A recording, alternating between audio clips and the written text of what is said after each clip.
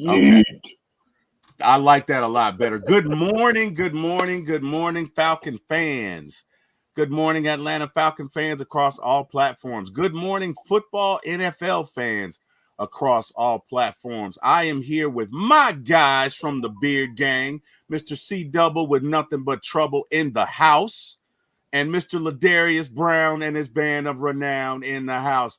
Gentlemen, how are you doing? First and foremost. Secondly, Ronnie Thomas is having some issues. He should be joining us at some point today, not sure. But wherever you are, Ron, hey, man, we're thinking about you. Miss Carey should be joining us later on today. We are here wrapping up the Super Bowl Sunday, February the 9th. Eagles versus the Kansas City Chiefs. And right away, fellas, let's get into it. C-Dub and Ladarius, how y'all doing this morning, man? It's beautiful. The sun came out. Well, kind of. And I didn't have to worry about hearing about the greatest Kansas City Chiefs season ever. Hey, man. Even though it did felt like it at first, man. I was like, man, did they just throw that flag for no reason? Yeah, they did. Yeah, they like did. What? They wanted to go ahead and get that +1 out of the way? Yeah, they wanted something. I don't know. They wanted something. The rest, after all that stuff, they were like, they came to see us. Oh, man. You know what? I'm glad they corrected it. Yeah, well, it evened out big time. But I will say, I did not expect that Super Bowl. I did not. Because it's one of those, we'll talk about it and we're like, they're playing too close to the sun. They're playing too close to the sun. Icarus. Yeah, and it's like, and then it's like, a team's going to get them. And it's like, nah, because, you keep seeing how they keep getting around it. There was no getting around this team. Oh, no. It was no getting around that. That was evident. I mean, this game felt like a blowout from beginning to end, where, normally you don't even say that, but this felt like just domination from the defense, from the, what they were doing to Patrick. And all I got to say is just, wow. I know we're going to talk more about it and everything, especially with the mustard. So, but all I got to say is it was fun to watch, and the commercials were okay. I hear that. Ladarius, hey, man, give me your thoughts. First impressions on that game yesterday. What you got? Listen, first of all, Carrie, we've been simpatico about Ken. Listen. Like the Super Bowl, it was a master class in all three phases of the game. Simply put, and I think we can. And I put a post like, remember when people were saying that people wanted Nick Sirianni fired? Mm-hmm. Like people wanted him out the door, and I said, Pepper Farms remember that. We all remember that. And now you got to call him Super Bowl champion Nick Foles. So that's what you got to do. Excuse me, Nick Sirianni. So hey, you got to put some respect on that name, like you're saying. And listen, that halftime show was if you're Drake, getting cooked in front of a worldwide audience. Listen. Oh wow! And then the smile from I'm like, listen. Oh wow! Oh man, wow. It's like you were already cooked, and it's like they kept you in the oven a little bit too longer, and then you just got burnt. Like that's essentially what happened. Oh, and then sir, oh my god! And then you bring out the X. I'm like, good times. Yeah, so she's next. I did not know that. Yeah, he was Drake's ex. Now let me ask you a question: was that a little petty gamesmanship? You guys think? You think that was a little? All right. First of all, the guy in the middle. Hold on, the guy in the middle. Yeah. This is my first time seeing Kendrick Lamar perform. So everything that was happening, the one thing I kept looking at my son because my son surprised me earlier that day saying, "Oh, Drake, yeah, Kendrick Lamar's performing." Yeah. He's like, "Let me know when he does. I want to see it." I went, because he's a rock guy. But, he came down, we watching, he kind of gave me a little 411 while we were watching. And I'm going, and I told him, I said, you didn't have to tell me anything to tell me that he was going after Drake. so good. But when I saw the chicken red, I went, Ladarius, who's the thick chicken red? And of course, my lady's looking, really? You had to ask that? I'm like, yeah, because you don't know. Because we're trying to what a great question. it out.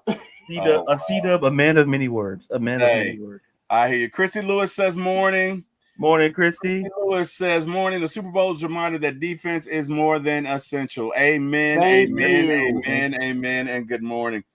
Yeah, man. I think that was a little shot at Drake. I'm not a little. He listen.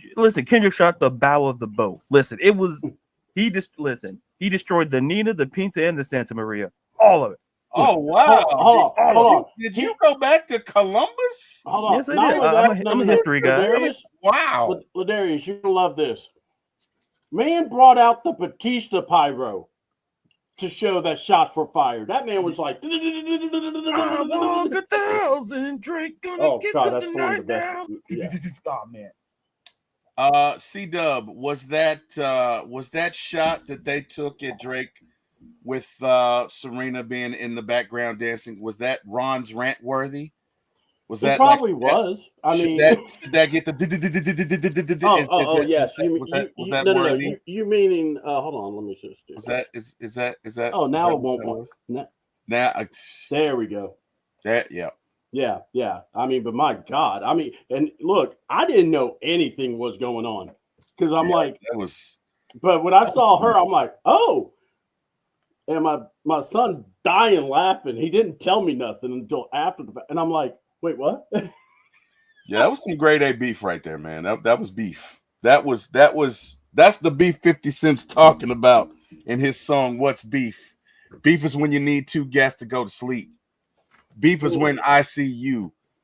Dedicate to being ICU. And I'm through. What's beef? Beef is when your mom ain't safe up in the streets. All right, anyway, enough. I'm not going to do a rap for you. But, all right, so, guys, let's talk it. Jalen Hurts, Super Bowl MVP.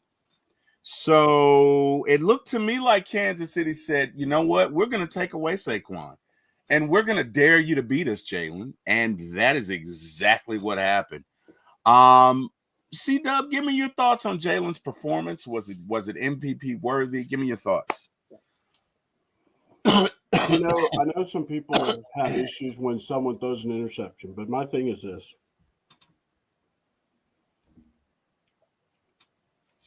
It had to be Super Bowl worthy. I mean, because if he doesn't perform that way, a whole different game. It's a typical Chiefs win because they took away what you do best.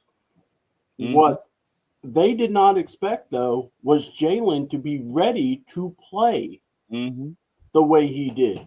Look, Jalen Hurts may not be your prototypical great quarterback, but here's what he does. He doesn't blink. If he makes a mistake, he comes back and gets better. And, he's definitely one of those guys that tries not to keep making the same mistake. So I'm just going to say this. That was a heck of a performance. And look, I told you, just earlier, Saquon may have been limited, but Saquon made an impact. If you saw those swing passes, the receptions he was getting, they were focusing so much attention to him. Mm-hmm. Everybody was getting open, and people were making plays. I mean, Dotson made a play, a heck of a play. I mean, his knee was down, but short of the one, and of course, it had to be at the one of all places because you knew we were going to get a tush push. Right. But I mean, even the tush push wasn't a problem the whole game. I think did they only do it that one time? I don't think they did more than that. So when you think about some people are going to say he didn't deserve. I'm sorry, he did. He put the team on his back. If Saquon didn't show up, he had to show up, and he did. And honestly, I wouldn't even say Saquon didn't show up. I'd just say Saquon took the bullet because think about it. That whole playoffs, we talked about how he just dominated everybody. Mm-hmm. And what did Steve Spagnuolo say? We're going to take him out. We have to. It's a group effort. Well, here's the problem. When you're doing a group effort against one man, everybody gets open. Are you ready to handle that? And the Eagles showed they had playmakers, and man, it was a really good performance. I'm happy for him. I really am. Yeah, I think Jalen is completely and 100% deserving of that Super Bowl MVP because he threw the ball where it needed to go. Like, for example, that one to Dotson that you referenced. Dotson, I don't think, isn't even their third option, but he was open. I guess he was the hot read or the read to go to in that blitz because Kansas City, Steve Spags is going to send a blitz. And every time he sent the blitz, Jalen was ready for it. He throws the pass to Dotson. He threw a pass. I think it was a wheel route to. Well, it really wasn't a real route. So I think Saquon kind of got out there and Jalen scrambled to the right side, and Saquon just kept going, and Jalen threw it to him. But Jalen was that dude yesterday, man. His performance was 100% MVP worthy, and hey, if you're a Jalen Hurts fan this morning, you should be proud. Ladarius, MVP, Jalen Hurts. Give me your thoughts on this performance yesterday. Listen, the narrative around Jalen Hurts, to me, that's what made this win so much better to me. Jalen Hurts showed that, hey, I'm pretty good at this. And listen, 17 to 22, 221 yards passing, 2 touchdowns, 11 carries, 72 yards, and a touchdown to the ground.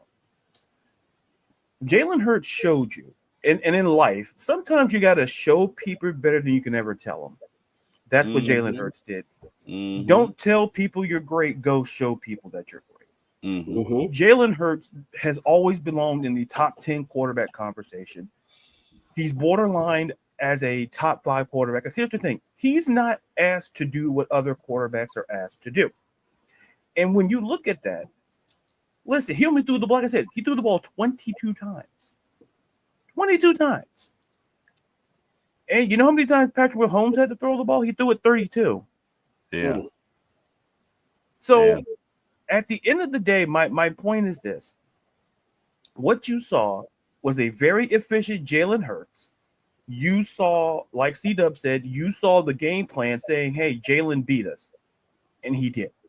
Mm-hmm. And then, and listen, Vic Fangio and that defense has been great all season long. Mm-hmm. All season long. And he's winning it with, listen, Cooper DeJean. It was his birthday. He got a birthday interception on his birthday. Yes, that's his gift. Yes, he did. And you saw the way how Vic Fangio got to Patrick Mahomes. It was very reminiscent of when the Chiefs had played the Bucs in the Super Bowl, where it was Todd Bowles scheming up ways to get to Patrick Mahomes. The way to get to great quarterbacks is to make them feel your presence. And that's what Vic Fangio did. But what made this even more impressive is that he didn't really blitz. He just sent the front four, and the other 7 played coverage. So you were able to shut down Kelsey. Listen, Xavier Worthy had a great game, but the strategy was this. Vic Fangio said, we'll let Xavier Worthy beat us, but we will not let Travis Kelsey beat us. Because we'll let certain guys beat us, but we won't let Travis Kelsey beat you. And at the end of the day, that defense showed how it's played all season long. Jalen Hurts showed you how great of a quarterback he is. I couldn't even understand why there was even a narrative around him being such a quarterback.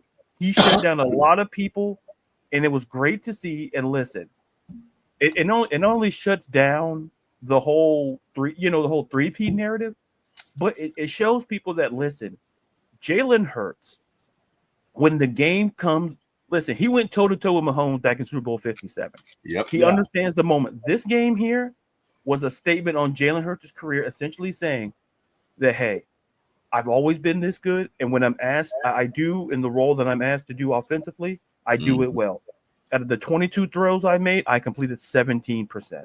I completed 17 of my 22 throws. That's pretty efficient. And then throwing the two touchdowns. The interception, I'm not concerned with, because I think just Spagnuolo that just got on a blitz and he just threw it in the air. I'm not gonna, not all interceptions are terrible, so I don't consider that one like a game-changing interception in my opinion. So to me, it was a well-deserved MVP, and I just hope we change the narrative of how we talk about quarterbacks, because listen, not every quarterback is asked to do the same thing. And as someone who loves quarterbacks, I always say this all the time. Guys like Joe Burrow, Patrick Mahomes, they can throw the ball 40 times a game. Jalen Hurts doesn't have to. We have some guy named Saquon Barkley in the backfield. When you have a great run game and a very stout defense, you're not going to be asked to throw the ball maybe no more than 30 times, unless it's like a shootout. So at the end of the day, shout out to Howie Roseman and how he built this team. And now he's going to probably find somebody else and somehow land and still continue to be great. So those are my thoughts. So, real quick, let's do some housekeeping. Ryan says defense wins championships, offense takes you there. Ryan says, I'm sick as a dog right now. The Falcons really are on my bad side. Good morning, Ryan. Good morning, Christy. Good morning, Miss Carrie. So let's stay right here with the narrative, because you brought up something that I really want to delve into, right? And that is, now that Jalen Hurts has won a Super Bowl, and he won, does this finally put to rest the idea that, and I'm going to do this in quotation marks, the mobile or athletic quarterback, the mobile quarterback cannot win a championship? Does this finally put that to bed, or does Lamar Jackson himself have to come out and win a Super Bowl to do that? And C-Dub, I'll start with you. Give me your thoughts on that. With Jalen Hurts winning a Super Bowl yesterday, and, again, he was taken out of the game in Alabama against Georgia, the Natty, for being ineffective. But then he came back and won it. Then he came back a year later or whatever. So he's won there. He's now won a Super Bowl. He's done everything that you've asked him to do. He's been to two. He's won one. Does this put to rest finally the narrative that a mobile quarterback, which most would consider Jalen Hurts is, can win you a Super Bowl, right? Or does he have to sit back there in the pocket? Give me your thoughts on that, C-Dub. What do you think about it? What does it matter? I mean, he's got the ring now. So, I mean, in my view, he's proven his case. He won a Super Bowl ring. And yeah, he threw touchdowns and he ran. You know what I call that? Winning a Super Bowl by any means necessary. Absolutely. I mean, that's I think a lot of people just get it twisted when they think, oh, well, you're supposed to, do this, you're supposed to do that. Look, you're supposed to win at any way you can legally. All right. You're supposed to win. All right. And that's what he did. Now, for Lamar's got to take himself and do that.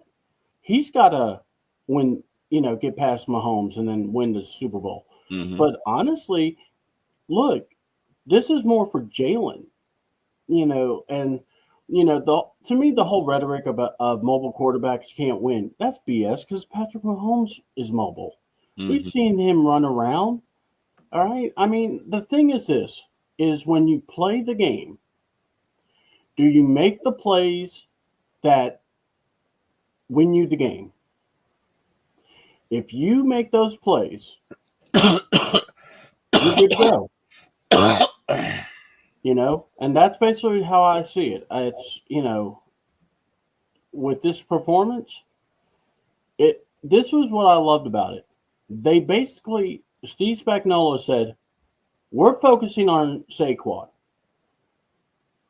Jalen Hurts, you have to beat us. Oh, crap, Jalen Hurts is beating us.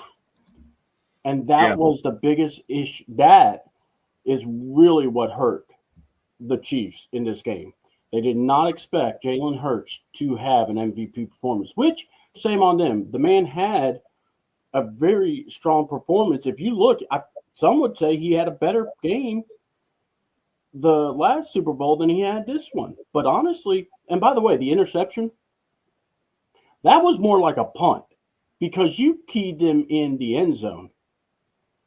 And I'm telling you, you put the Chiefs in an advantage of you got to drive the whole field against this defense. Mm-hmm. Not Buffalo's defense, not Baltimore. No, you got to go against ours. Mm-hmm. and that's where we saw the interception. And I think they turned back around and gave it right back to the Eagles, didn't they? Because I think Pat that's came the right back. Cooper DeJean pick six. Yeah. So yeah, definitely. Ladarius, does this finally put to bed the notion that a mobile quarterback, and I'm going to do this in quotation because you know what I'm saying. Yeah. Oh yeah. Yeah. You know exactly. I'm trying to be low-key about it, but you get where I'm going. I saw the does this. Yeah. Go ahead. Does it because and the reason I say this is because there's to C-Dub's point. There's more than one way to win a game, right? Mm-hmm. When Lamar Jackson came out, he was basically. I heard the comment. He's a running back playing quarterback, and two MVPs later, obviously that's not true. But with Jalen, who I'm not going to say, mobile quarterbacks are not a monolithic people. You have different quarterbacks that can do different things. But Jalen and Lamar are similar in some aspects.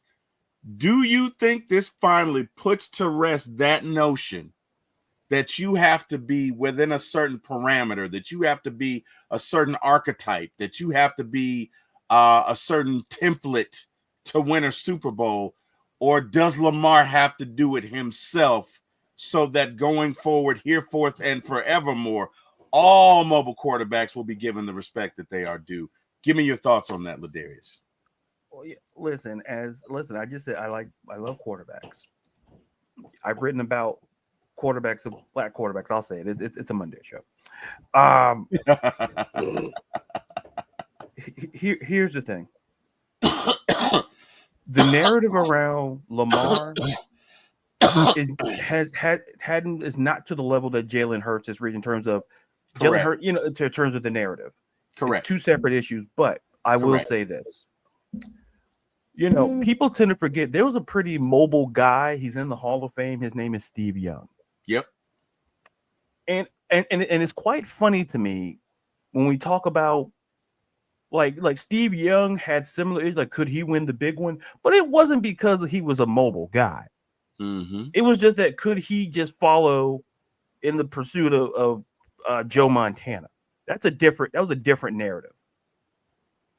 And what's up, Monte Carlo? What's up, Raymond? Carlo, what up, Raymond? What up, Carlo Wiggins? What up, Raymond? Go ahead. Sorry. I'll put it like this. The narrative around Lamar Jackson has always been this. Is that yes, he was called a running. I read many schedules, and my issue is this. And I'm just gonna say it like this, and people can take it at face value, take it however they want to take it. I don't know how many times we have to continue to prove that quarterbacks who look like Lamar have to be a certain way. Mm-hmm. I don't understand it because listen, when Steve Young was doing it in the 80s. Mm-hmm. I didn't hear the narrative. I never heard the narrative. Thank you. I never heard the narrative. But all of a sudden, Lamar comes out of Louisville. Absolutely amazing. And oh my God, he can do that. Oh, he's running. They ignored his passing. They just saw, he's tucking the ball in, which he got better at. Mm-hmm. This season statistically was his best. Mm-hmm. He had a 11-1 touchdown to interception ratio. He led in over the guy who won it. Mm-hmm. And didn't, but that's a whole different conversation. My thing is this. I'm willing to go there because I love talking about quarterbacks. Here's the thing. People were talking with Donovan McNabb. People were talking I'll go, the issue is always going to be this to me. Is you're still going to have a handful of people out there who are always going to feel that the quarterback position should be played like how Johnny Unitas played. Right. or how Sammy Baugh played it, or how Norm Van Brocklin and those dudes. Right. My issue is this. Listen, times are a changing. In the words of Bob Dylan, times are a changing. Yep. And in 2025, I feel like we've said the same thing in 2025 that we said back in 2005, or back in 19. We're having the narrative, and at the end of the day, if you can understand like what Jalen Hurts did, it's even more impressive because of the scrutiny. And the thing is, the scrutiny was not for Philly fans. That's the ironic part. I've had Philly fans on my show. It's not them. It's the people exterior of Philadelphia. Oh, Jalen Hurts is this. I'm like, why do you feel that way about just because he's a quarterback? Oh, he's supposed to do all these things. Jalen Hurts was always a guy at Alabama. He showed whether Alabama or he was at Oklahoma. He showed you the type of guy that he was.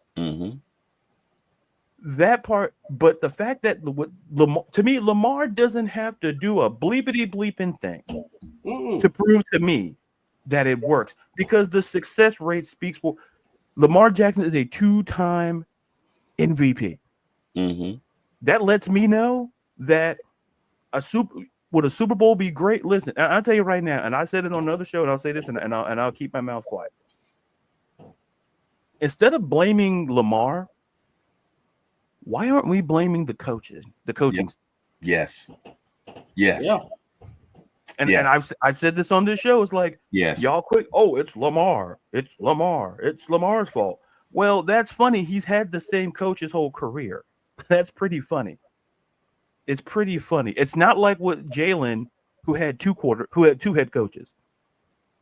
So it's real funny that, like, we're sitting there arguing, not talking about here, but people arguing about Lamar Jackson.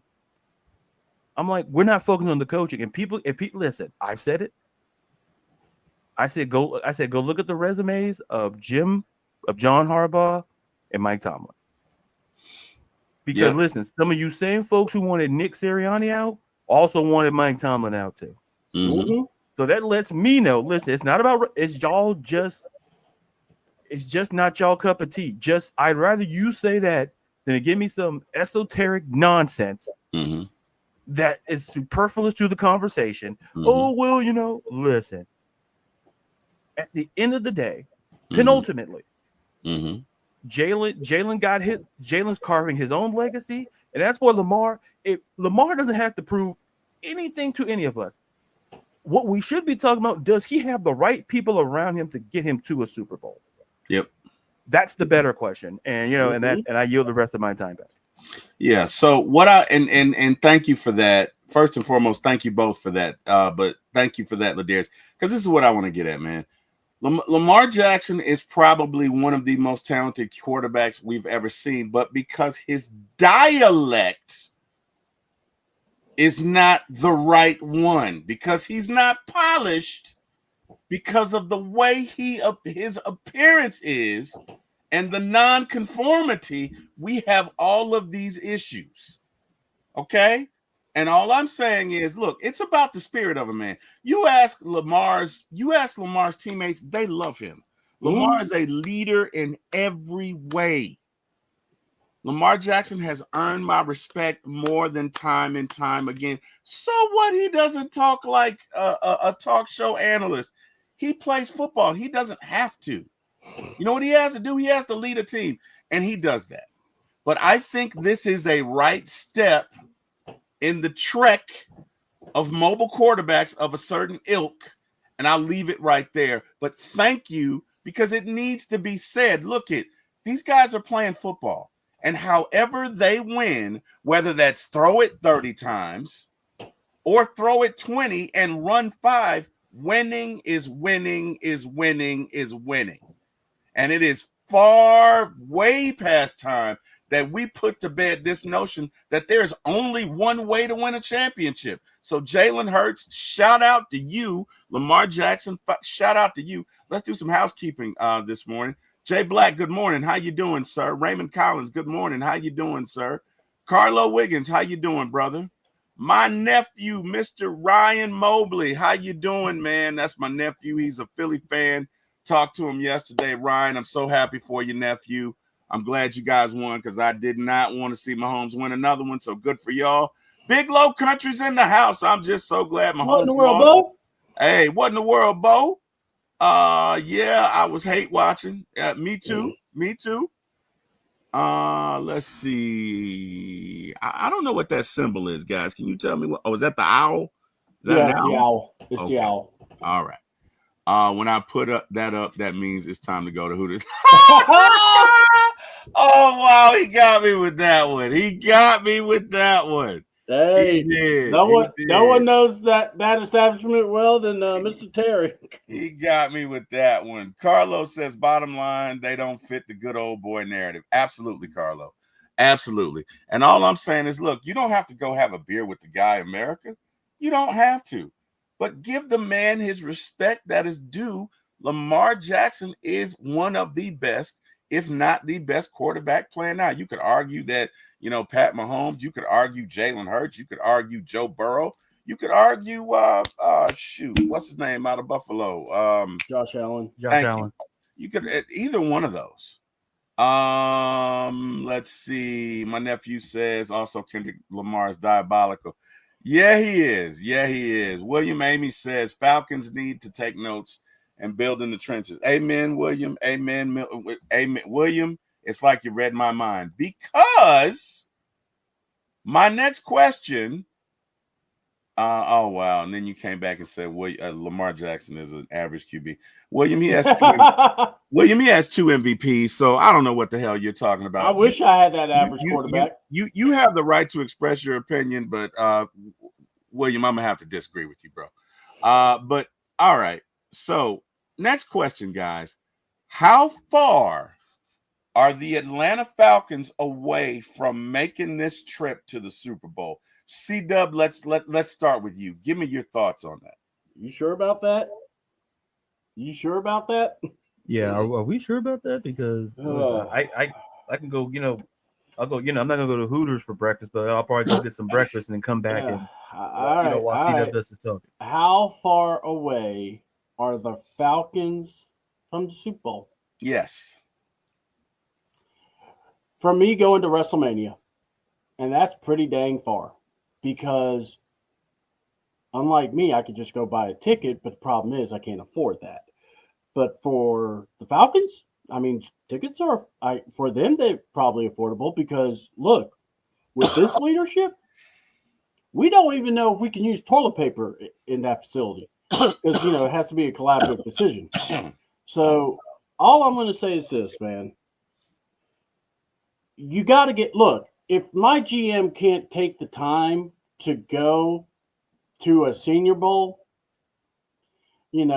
because he's too busy trying to go to Hooters for breakfast, all I'm saying, I love it.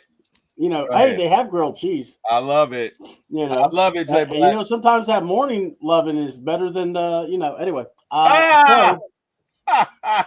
Just saying. Oh my goodness. But honestly, when it comes to the Falcons, it's a leadership issue. It's the head up thing, man. Between Arthur Blank, who never almost feels like he can't give full control. I'm sorry. If it's me, I'm looking at Mr. Magoo and I'm going, hey, Arthur, clean house. Beatles needs to go. Rich, we got to just get the stink out of here. Terry, everybody. Tap dance and Raw. I don't care if they can tap dance. Get them all out. And you got to get some guys that have confidence, but also, you know what? If it F's up, they're on the podium going, that was on me. As an organization, I have to be a better GM. There are people like that. But till the day we can correct the leadership, because the reason why I say that, you got to have accountability for your players. And your players are looking at the leadership and they're like, well, they can do that. I can do it. So that's where I'm at, man. I look at this team and I just go, like Ryan was talking about it last night. We can't even look at anything straight until we can even look at our scouting department. And I asked him, well, what do you do when you're the person that's in charge of it decided not to go to the Senior Bowl? That wanted to, take it easy.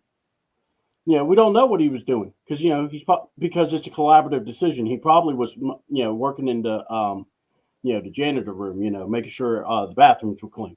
I don't know because, Mercedes-Benz is a big place.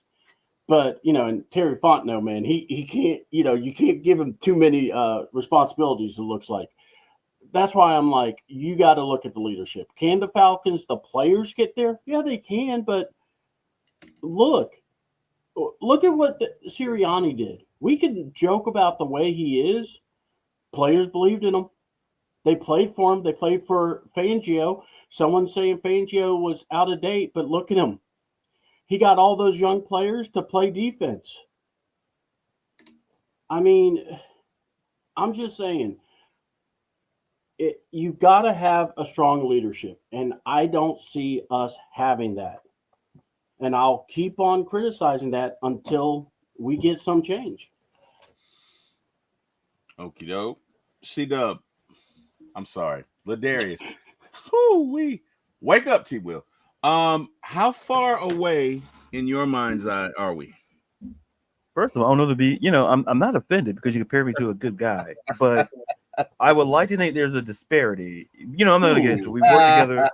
We worked together for a while, but you know what? Listen, I'm not going to get into it. Damn, get it together, man. That's nobody's fault but mine.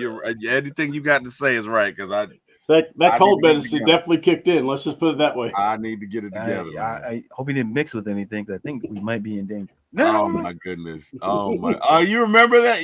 Oh my God! Hey, not to cut you off, Ladarius, but I think C-Dub and I may have been doing, what was that, our third or fourth show, C-Dub? Yeah, you about knocked the heck out. Oh my God, Ladarius, I took all three of my medications at the same time, not knowing what the affect with Ladarius. I couldn't see in front of my face to end the stream. So I'm like, yeah, guys, good show. And like, we're literally there for 5 minutes. It got so bad. Tiff Raines was like, are we still on? Are we is this thing still on? Like that, bro? That's how bad it was. Anyway, man, I didn't mean to cut you off, Ladarius. Give me your thoughts, man. How far away are we from a Super Bowl? That's a great question. That's a preview to a question in a future segment on here. But what I will say is this. We have a franchise quarterback. That's very integral to that process. That's number one. And I think number two, it's a matter of, listen, what we do in our front office and how we construct the defense, because it's been said on here, it's listen, we have to build a defense. Specifically, we have to in the trenches. And I think if there was a draft where you can just go defensive heavy, should you choose to go that route, this would be the draft to do it. And I've said it, and Berto, he did an amazing job with the mock draft he did. And it kind of proved the point that this is a very defensive heavy draft. It starts in the draft. Howie Roseman showed you that. Brent Veach for the Chiefs, the GM, he showed you that. Great teams have shown you, hey, get the franchise quarterback, protect him, go get some defense to shore up to kind of balance out the offense. I'm going to say we're not too far away because of the division we're in. That's number one. I think where division you play in kind of matters. So we're not that, we're there. But listen, I just need to see Coach Ross step it up this year. There's no two ways about it. I like him because listen, I don't believe in hating people. That's just me. You can strongly dislike someone, but I don't reach the level of hate. Because with some people, I'm not going to get into that. That's a whole different color. Some people you get really close to hate, but you get on that precipice of hate really close, and then sometimes your faith reminds you, listen, you're not that guy. You're not that guy. You got to pull back. But the point is, I want Coach Rod, I want Terry to succeed. Just not only just as a Falcons fan, but I just want them to succeed from the standpoint of like I don't want to waste Michael Penix's time here. Right. We got a franchise guy. Right. Let's put him in the most successful position possible. That's what the Eagles essentially did in the draft when it came to like Jalen Hurts. We know how good. Listen, and they got Jalen Hurts, by the way, in the second round. By the way, so think about that. So it's about understanding value and placing an emphasis on your needs. Because at the end of the day, what are you prioritizing? Are you prioritizing the things that are going to make you successful, or you're just prioritizing things just, all willy-nilly, like it's whose lines it anyway sort of situation? Like how? Where's the focus? And the focus should be on defense. If you want to if you want to add some offensive line, that's great. But I feel the gap is not as far as people think it is. But this draft and this offseason will go a long way into proving where that window is and how far away we are. Yeah, that's a fair point. That's a very fair point. And I would tend to agree with you. I don't think we're that, because this offense is set. Okay. We got a quarterback who can sling it. We got receivers who can go get it. We got running backs that can tote it. You can get in Kyle's in between his ears next year. You might even have 1,000-yard tight end with him. I mean, he was on his way. I think he had an okay year last year, but again, the sky's the limit with Penix. I think this offense is set. We just need to re-sign the center, Dalton. Or wait, what's our center's last? What's his name? Dahlman. Thank you. Yeah, we just need to re-sign him. But outside of that, we're set on offense. So to Ladarius's point, we really do. There needs to be a focus on defense in the draft. I don't want to see any offensive players. I hear everybody saying this, but my question is this. I also look at Terry and I go, because people go, well, Terry fixed the books. Question, are we over the cap or under the cap right now? And I know the answer, because we're projected to be over 27 million, I believe. So last I checked, anytime you hear the word over the cap, that's not a pat on the back, hey, great job. So that's what I'm saying. Stuff like that. And look, this Kirk Cousins thing is a debacle. And I know, and this is where, how you say that word collaborative? This is where it bites you in the butt. Because y'all just said it was a collaborative decision. So that means Ra and Terry made that decision. So that's where I'm going. And can the Falcons team, can those guys make a run? Yes. The division is weak. Yes. But yet, we have seen teams that showed promise, i.e. Jacksonville. And now they're on their, third coach? Duval. Anyway, whatever he did. And that's where I'm saying, like Ladarius just said, we don't want to waste what Michael Penix could be. And remember this, there is a big difference with no tape versus having a little bit of tape. So this is going to be interesting to see how Penix grows and how the league catches up to him. He's going to have some bumps in the road, but I like his game. I like his confidence. So, but anyway, go ahead. Yeah, Thank you, John Brooks. I don't. I think we're okay. I think, you're going to have to make some decisions. You're definitely going to have to make some decisions, no doubt about it. But I think we are a lot closer than most people think we are. I really do. I do. Because I think this offense is going to be pretty darn good. They are going to be pretty darn good. And, we'll see. Look, Philly's not going anywhere, so you're going to have to deal with them next year. But I think the Falcons can definitely win this division, and I think they can go on a run in the playoffs if the right set of circumstances fall their way. John Brooks says we better go and get Myles Garrett. No more excuses. We need another dog on the D line. That's true. Don't know how much he's going to cost you, but you're really going to have to work around some stuff because we're losing a lot of folks. So just depends. Carlos says nobody expected Kirk to get hurt. Thank you. And that was the point. I don't think that signing Kirk was a bad idea, just like I don't think that drafting Penix was a bad idea. Both can be, they're not mutually exclusive. Both can be true. Both can be true. Look it. These are the choices you had on the open market. You had Kirk Cousins, you had Justin Fields, you had Russell Wilson, and I believe you had who went to Minnesota? What's his name? Sam Darnold. McCarthy. Right. Sam Darnold, who probably isn't going to succeed anywhere like he did in Minnesota because their head coach is a quarterback whisperer. Okay, so let's be real about that. So it came down to Sam Darnold, Russell Wilson wasn't coming here, Justin Fields, and Kirk Cousins. And for the type of offense that Zach Robinson wanted to run, Kirk Cousins fit the profile. So you sign him because nobody in their right mind can foresee Kirk getting hurt, his elbow and his shoulder, which remember, I told you guys for weeks and weeks, he's hurt. Okay. Nobody could have foreseen that. So the Falcons weren't wrong to sign him. A lot of times, and what really bothers me with the media, and quite candidly with a lot of Falcons fans, is we expect every decision to work out, and that's not real life. That's not real life.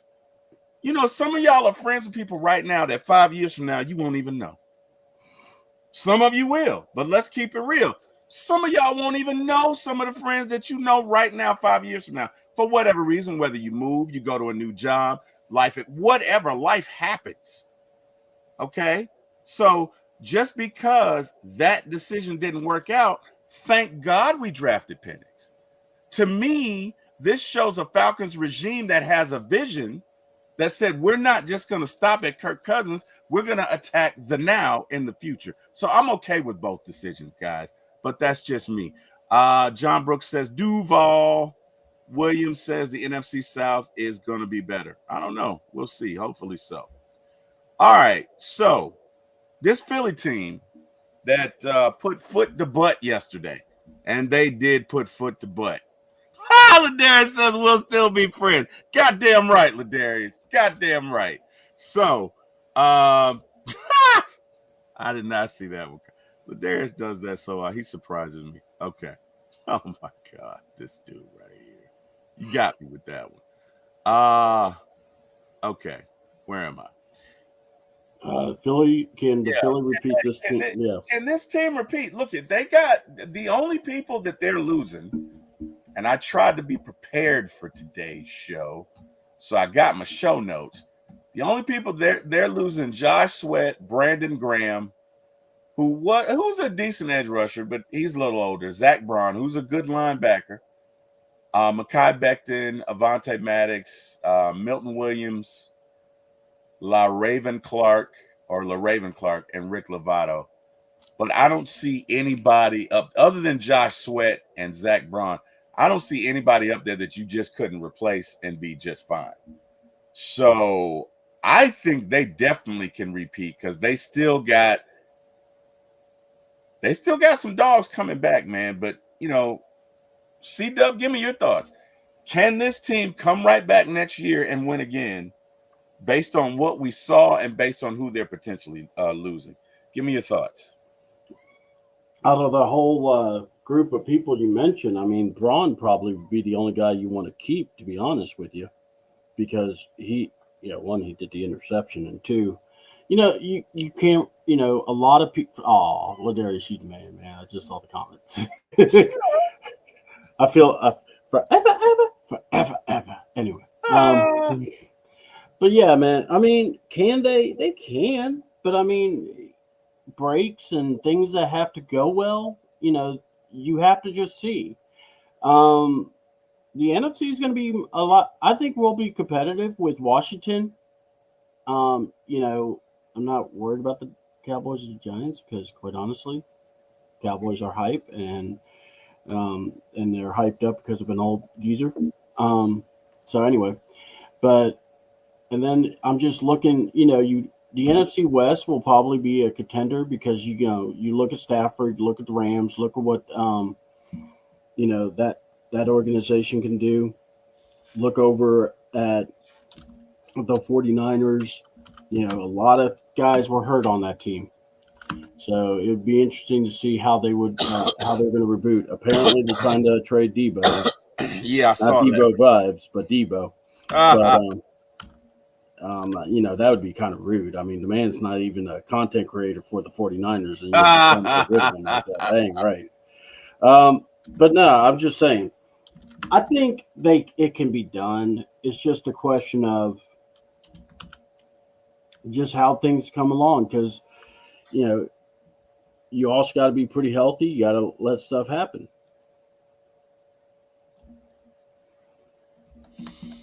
Nope. Yeah, I mean, that's true. Ladarius, your thoughts? Can this team repeat, or give me your thoughts?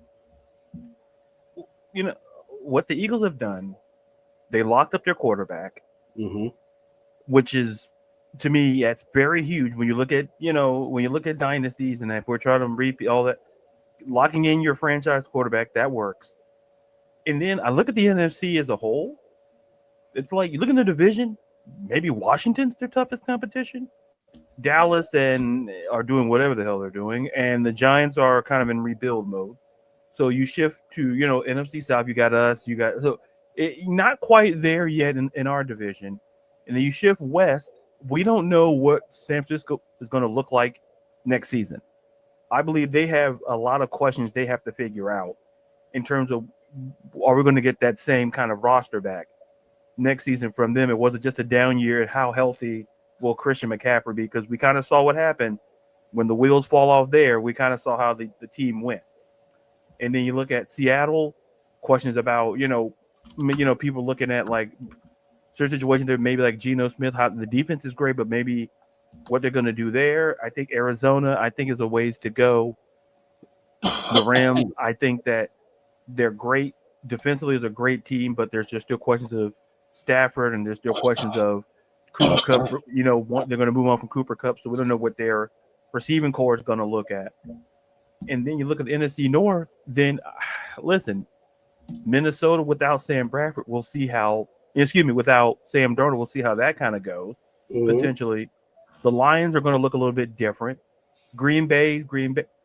Listen, my point is this: they can absolutely because the AFC has always been stronger than the NFC. That's not knocking the NFC, but if you look at who's won the last couple of before, there's a reason why when the NFC teams got there, to the success rate. But this Eagles team, they're loaded at quarterback. But their listen, offensive line is young and strong too. And the thing is, like Landon Dickerson said, he's going to come back. There were thoughts of him retiring, but he said he's going to come back for another season. They have a very huge offensive line, and the resurgence of Mekhi Becton as well. Devontae, there's a lot of great pieces there. And here's the thing: if Atlanta wants to get in the conversation, like I said in the previous segment, this offseason is a game-changing offseason for us. In terms of if we can get better, we don't need to be like the Eagles type. It'd be great if we were. That'd be great. Yeah. It'd be fantastic. Yeah. But if we can be a top 15 defense, we have and in my opinion, maybe top 10, potentially top 5 offense. Why not us? Yeah. But a lot has to be done. But listen, I can see them. I can see them in Super Bowl 60. I would not be shocked at all. Yeah, no, that's pretty fair. Ladies and gentlemen, we have Miss Carrie who just joined us. Miss Carrie, how you doing? What's up, Carrie? We didn't witness history last night, and I saw an amazing Super Bowl halftime show by Kendrick, so I'm happy. The greatest the great, maybe not Drake's great, but it was the greatest man. Wow. I think somebody would say no to that, and I think his name is Drake, I believe. Oh wow! Yeah, that's gonna get messy. That is. Listen, it's one thing that Kendrick cooks you, but then your ex cooks you. Like that's even. Yeah, like, yeah. Everybody watching. That's gonna get that. Yeah, that's gonna get messy, man. Mustard. Okay, I'm done. I apologize, Gary. I apologize. I just had to say that out loud because it helps me with my anxiety. So it helps me a lot. It keeps me going. So no, you're all good. Honestly, Apparently, can I answer this question? Can fit this Philly team? Of course you can, Miss Carey. Okay. Of course you can. Honestly, this Philly team can repeat, although I'm hoping they don't for obvious reasons. I want the Atlanta Falcons to be in the mix, and we beat this Philly team last season, so. But they absolutely can. Bias aside, they absolutely can. Their offensive core, as far as I know, is staying intact because Saquon has 2 years left on his deal. Obviously, Jalen's going nowhere. So they have their star weapons on offense going nowhere. And obviously, we know that defense was lights out all game yesterday. So I don't think they're losing anyone in free agency on defense as well. Besides, I think Jonathan Gannon. I don't know who. Actually, no. Sorry, I don't think they're losing anybody but Brandon Graham. I can't remember that. They're not really losing anybody major, are they? From their I think Brandon Graham's retiring. Brandon Graham's retiring. Okay. And then I think Kellen Moore's going to take that job with that team and that other team that played in that. It's not a think. It's actually happening. Oh, it's happening. Okay. Ryan, for the sake of me, I don't want to, he plays in that city and that happened at the Super Bowl. I don't know the name off the top of my head. I'm usually pretty good at geography. He's going to those swamp people. Well, I don't wish him well, respectfully. No, not at all. Not at all. Good morning, Ryan. Yes, Ladarius.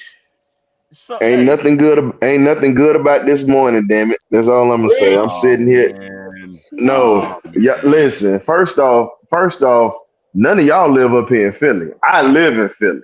Oh, you know what? And I'm rocking Falcon stuff today, and I damn sure ain't hiding it. So I'm letting you know now. I had to get away from a coworker up here that normally don't even say two good words in the morning to anybody, but yet and still I happened to be a target this morning. I kind of had to back away, and I had to come over here and say what's up to T. Will, Miss Carey, and Ladarius, and my man C. Dub this morning, because I'm keeping my JOB, but I'm letting these jokers know what it is. Don't think it's sweet over here in Atlanta. I'm not a typical Atlanta fan. I'm an SEC fan first. Understand this. I've thrown hands with Gator fans, and I've thrown hands with Eagle fans. I ain't doing that at work today. I need my money. Uncle Sam still. Hey, I got bills to pay. But it's depressing on one hand because that whole defense was in your backyard. That whole defense was in your backyard. I don't want to hear the bullshit about Bijan. I'm telling you right now, I don't want to hear the bullshit about Bijan. All y'all Bijan lovers can kiss my ass this morning. I'm on one this morning. Y'all can kiss my entire. I'm gonna do it like, hey T. Will, I'm gonna take it back to Harlem Nights for you. Kiss my entire ass. Rest in peace to Miss Della Reese. But I'm not gonna get too crazy into it because I'm gonna slide out. But the thing is this: you have to respect an intelligent general manager like Nick Sirianni that understands how to scout players and really how to put guys in the right place. You look at the fact that how he hired these coordinators, Vic Fangio. You look at how they went after Kellen Moore as soon as he was fired from Dallas. And you look at the fact that Nick Sirianni, let's talk about it. Philly, within the past 8 years, have been to 3 Super Bowls. And they've gone with 2 different head coaches. And they've won with 2 different head coaches. Now, what does that say about this Atlanta Falcons organization? Well, I'm curious. I want to know. What does this say about our organization? Well, It starts from the I think top it. down. I think it says the same thing that it does about all other 30 teams, other than the Falcons. We didn't do it, and good for the Eagles. Good for them. I'm not. No. Because, and I'm not saying you're wrong to feel how you feel. You have you have every right to feel how you feel. That's how you feel. I don't feel that way. I'm glad we went and got Bijan because we have a juggernaut on offense. Now, could we have gone and gotten somebody on defense? Sure, we could have. We could have made some different picks, but let's see where we can take this. The Eagles are having their moment right now, and that's good. It won't last forever, but they're having their moment right now. Yes, it's not just a moment. Hold up, it's not just a moment, man. Right. You also got to look at it like this. Let's be real. They built the trenches before they started getting pieces. We started getting pieces and didn't build the trenches. That's what I'm talking about their incompetency. It's not that Bijan isn't a talented runner. You can't take that away from him. The kid is dynamite. But at the end of the day, you look at this running back draft that's coming out. It's 10 guys that can do exactly what he's doing right now and can start right now. I can give you 3 dynamic backs that does exactly what he does. Ashton Genty is one. So what I'm saying is, when you have a chance to build a team, the Philadelphia Eagles have done this since you had the Gumby and the high top back in the day. Right. They've always built the defensive line and the offensive line. We have yet to understand that concept, fam. I got you, Ryan. Let me ask you a question. How long? When did the Eagles start their franchise? Eagles started their franchise in 1930s. 1933, correct. When did they win their Super Bowl? They won their first Super Bowl in 2017, but they also have 3 NFL championships. You want to talk about it? Let's talk about that. That's championships, baby. I'm talking about Super Bowls, right? 2 Super Bowls and 3 championships. Right, but Will, the NFL championships are the Super Bowls from back in the past, bro. They just renamed it. I get that, but what I'm saying is, it's not like they have 10 or 20 or 30. If you're looking at their existence, they're almost 100 years and they've got 5, right? So what I'm saying is they're having their moment, period. It'd be different if, I don't know, they started in 1980. They started in 1933. They should have 5. They should, right? Steelers started in they should. But they got beat by a wild card team in 1980 because you mentioned that year they got beat by the Raiders. That was the first time that had ever happened. They did. But my point is, Ryan, and not that you're not right, but these things are cyclical. So in 2027, when they have to start paying all these players, I don't think you're going to see that dominance remain, because they got a lot of, right now they got a cheap quarterback. Not cheap. I'm sorry, not cheap. He said cheap. I'm thinking about Jalen Daniels. I'm sorry. Damn, $200 million. I'm like, wait a minute. I remember the check he got. Yeah, you're right. Jesus, pal. I'm sorry, T-Will, thank you. Hey, T-Will, thank you for that laugh today, bro. I needed that. For you. No. Point. T-Will's a great therapist too, by the way. Yeah, no worries. And a cheap quarterback. Jesus in a couple of years, when that bill comes due, you're not going to have this same team, right? So yeah, I mean, they might win this year, they might win next, but it's not going to last forever, and they're going to have to start all over again, just like we will. It's cyclical. Well, they're not going to start over. They're going. Wait a minute. They're not going to start over. They're going to reload because they have competency in the scouting department, and also with the general manager. Again, as I said last night, when I had a show last night, and I had C-Dub cracking up. Terry and Raheem are pretty much the modern day Nichols brothers, without the tap dancing shoes. They are the modern day Nichols brothers. And I'm gonna tell you right now. And if you want to be honest, I was gonna say Raheem is Harry Nichols. Is pretty much Harry, the one that talk all the trash. If you remember the 5 heartbeats, so I say, hold my cane. That's your man Raheem right now, because all we doing is hearing all the trash talk today. We haven't heard him much lately. And all I'm asking is this though. When we really want to be honest, and it's just the fact that we have to be honest as Falcon fans with this team. We've been around since 1966, and the blueprint still. I'm sorry, the blueprint really 65, 66. We had the city, but the blueprint has never worked. It's been almost set. It's almost been close to 70 years now with this team, and we're still repeating bad habits. The only difference is we're able to spend money now, but we're not bringing in the best of talent and the best of evaluations when it comes to mid-round guys at this point. Because normally that was what our sweet spot was for the longest. I mean, Terry has got some great picks in the first round, but when are we going to start getting this defense right? Because at one point, back in the days when you first became a fan, the Falcons were known as a defensive team with the grit blitz and being able to draft defenders. We just couldn't get the offense right.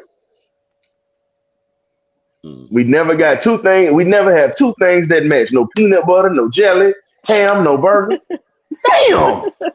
Ryan, can I ask you a question? What's up? Do you think that, talking about the Bijan pick and neglecting the trenches, neglecting, defense, do you think that, I know Terry, his philosophy is BPA in the draft, but do you think that it's more so him selecting a player, with the first pick, like Bijan, because it's a flashy, exciting player, we keep going offense, we keep going these, flashy players versus building the trenches? Do you think they're doing that because we have the fan base is just tired, for lack of a better word, and we haven't won in so long, so they think, oh, well, at least we'll sell tickets and, bring excitement by doing that? I'm gonna try to do my best T. Will imitation with this one because I'm gonna try to be positive with this one. Okay. Got to be like my brother T. Will. I got to be positive. I'm just right. I just don't want to. I'm trying to make an excuse for it not to be incompetence. Okay, that's what I'm. No, here's the thing. There's no such thing as being able to shield incompetence and lack thereof of common knowledge, better known as common sense. So you can't, no matter how you ask it, you can't put. It's kind of like my granddaddy said. Boy, you put lipstick on a pig, it's still a pig and it's still ugly as hell. So getting to it, with this team, we still are enamored by the Atlanta way. The Atlanta way in all sports, minus the Braves, but they're starting to kind of turn into that now. They rather have people that are going to create splash plays instead of creating people that are going to put W's in the column. We're more worried about being entertained and being able to talk about numbers. Right. But the thing is, championships is what matter. We don't have any. The Braves, the reason they were so great for so long, and T. Will, you can attest to this because you watched them go through the bad years and watched how they transitioned. When they figured out how to get pitching right and they built around the pitching, that's how the Braves had their dominance. When you figure out how to get these trenches right in Atlanta, you can build around it, but the trenches need to be the main thing Atlanta needs to have. A lot of people aren't going to agree with it, but hey, nothing is. I'm okay with a win not being sexy. But thank y'all for having me on, man. I just needed to come in here and slide and just kind of air the disappointment from what we've seen this year and the incompetence. Maybe we might get it right this year, but again, as I said, as long as the Nicholas brothers keep tap dancing, I don't believe it. So thank y'all for having me on, fellas. And Miss Carrie, appreciate y'all. I love y'all show. And hit that like button for these guys, please. Hey Ryan, no problem. No, you're right. You got to build up the trenches now because you have no excuse. You got everything. Oh wow, I guess he had to go. Okay, all right. He said, "Mic drop. I'm out." He said, "Party over. I'm out." That's what he said. I ain't happy. I'm mad. I'm out. My work here is done. Okay. Well, hey, all I'm saying is, you definitely have to build the trenches, but I don't think that Bijan was a bad decision. I don't think that Drake was a bad decision. Kyle is debatable. Okay. I'll give you that. I don't think Penix was a bad decision. So I am okay because you needed a quarterback. At the time we drafted Penix, you needed a quarterback. At the time we drafted Drake, you needed a receiver. At the time we drafted Bijan, well, you could argue that maybe we didn't, but this guy is generational. So I'm okay with that. I'm okay with that. I don't have an issue. Let's see. But T-Will, did you get a chance yet to look at that draft picks from Terry Fontenot's time with Atlanta so far? I did not. Okay, yeah, it hurts, for lack of a better term, to just see it all black and white there year after year. So that should tell you something. Well, let me ask you this, right? Let me ask you this before we go down this road. Has anyone done it? Because what I'd rather do is look at a complete matrices or metric and see, okay, what the best teams, how often do they hit on a 3rd, 4th, 5th round pick? Because it's not every day, right? The best teams, right? Without just, because we can take a look at Terry's, but everybody else might be the same. You don't know, right? So without, it would be irresponsible of us to just say, oh, whatever, because I don't believe in doing that. If you're going to say this person's doing a bad job, give me evidence. Give me spreadsheets. Give me comparisons that says, okay, the Raiders have done this. That's a bad example, but the 2 Super Bowl teams did it. The 49ers have done this, right? No, but I'm saying I need to see data. Okay, but again, what we're saying is that the draft, you look at the draft that these guys had from the Chiefs, from the Eagles, those players typically play. They may not be like impact players, like, hey, these guys are stars. No, but they're guys that they get use from. Where the Falcons, a lot of them aren't even on the team. And then when they get released, a lot of them don't get picked up. So that is some stuff that needs to be talked about. Not to be funny. I need to see data, right? That's just opinion. Like, I need to. Okay, here's the data for you. Out of 29 draft picks, we have 7 players that started last year. And Terry Fontenot's time with the Atlanta Falcons so far, 7 picks have started or starters at the beginning of the season out of 29 players. So that's the data. 7 that made starters or 7 that started that year? Started that year. Okay, how many that eventually they became starters? Well, I'm not trying to go down a rabbit hole. I'm sorry, but for example, like the later round picks, for example, like let me just say, year 1 was Pitts, Richie Grant, Jalen Mayfield, Darren Hall, Drew Dahlman, Taquan Graham, and Ogundeji. There's only 2 players that start for the Falcons on that draft class. Taquan Graham was decent. You said somebody else. Who else did you say? I said Jalen Mayfield. Jalen Mayfield was awful. Okay, Jalen Mayfield was off. I will give you that. My brother and I had several passionate discussions because I hated Jalen Mayfield. Brother Eric, there's no way they talk good about him. I'm sorry. I didn't hate him as a person, but as a player, I hated him. But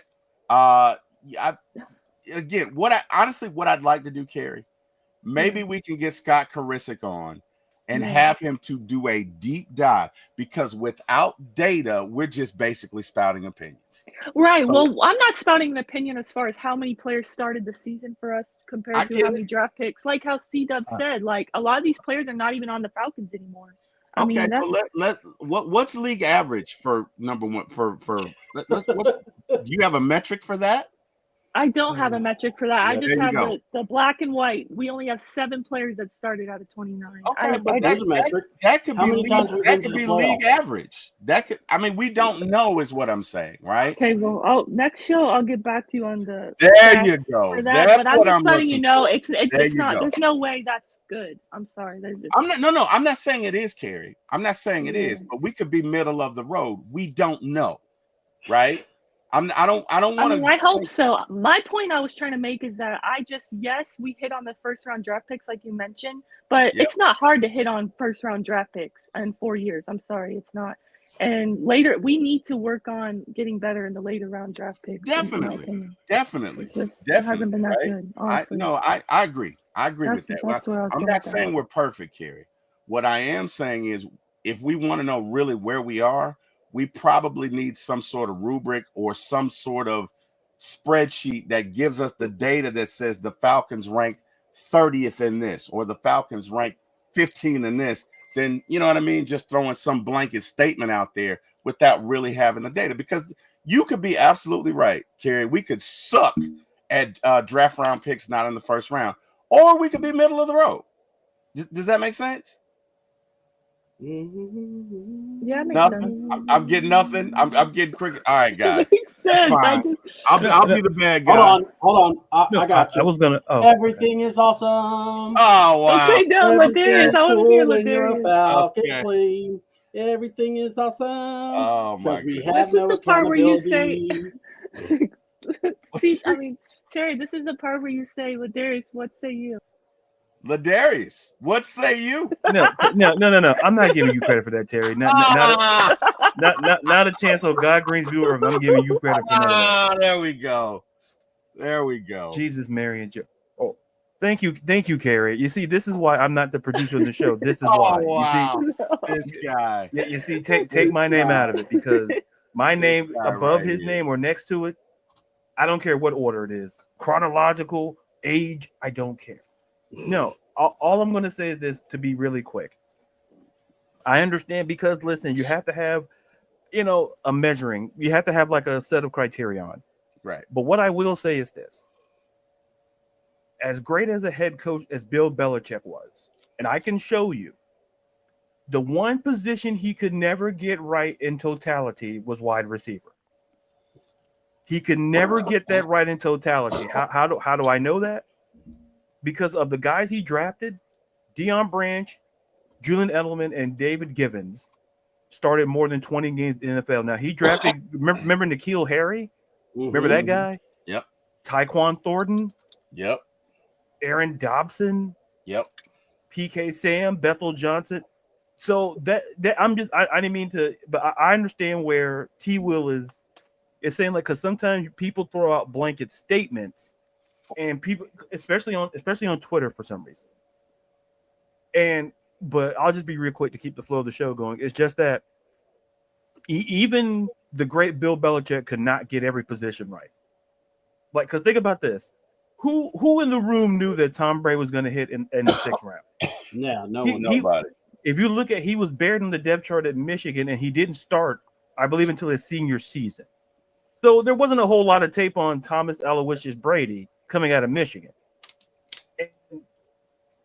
It's drafting. Drafting is not an exact science. That part. But at the end of the day, what I will say is this: how you find value is having a grading scout department, having a general manager, like I said, who prioritize. What's the focus of the front office? That's the question. How can you find value, and how do you value them? Like, because there's such things like there's true value, and how you value them.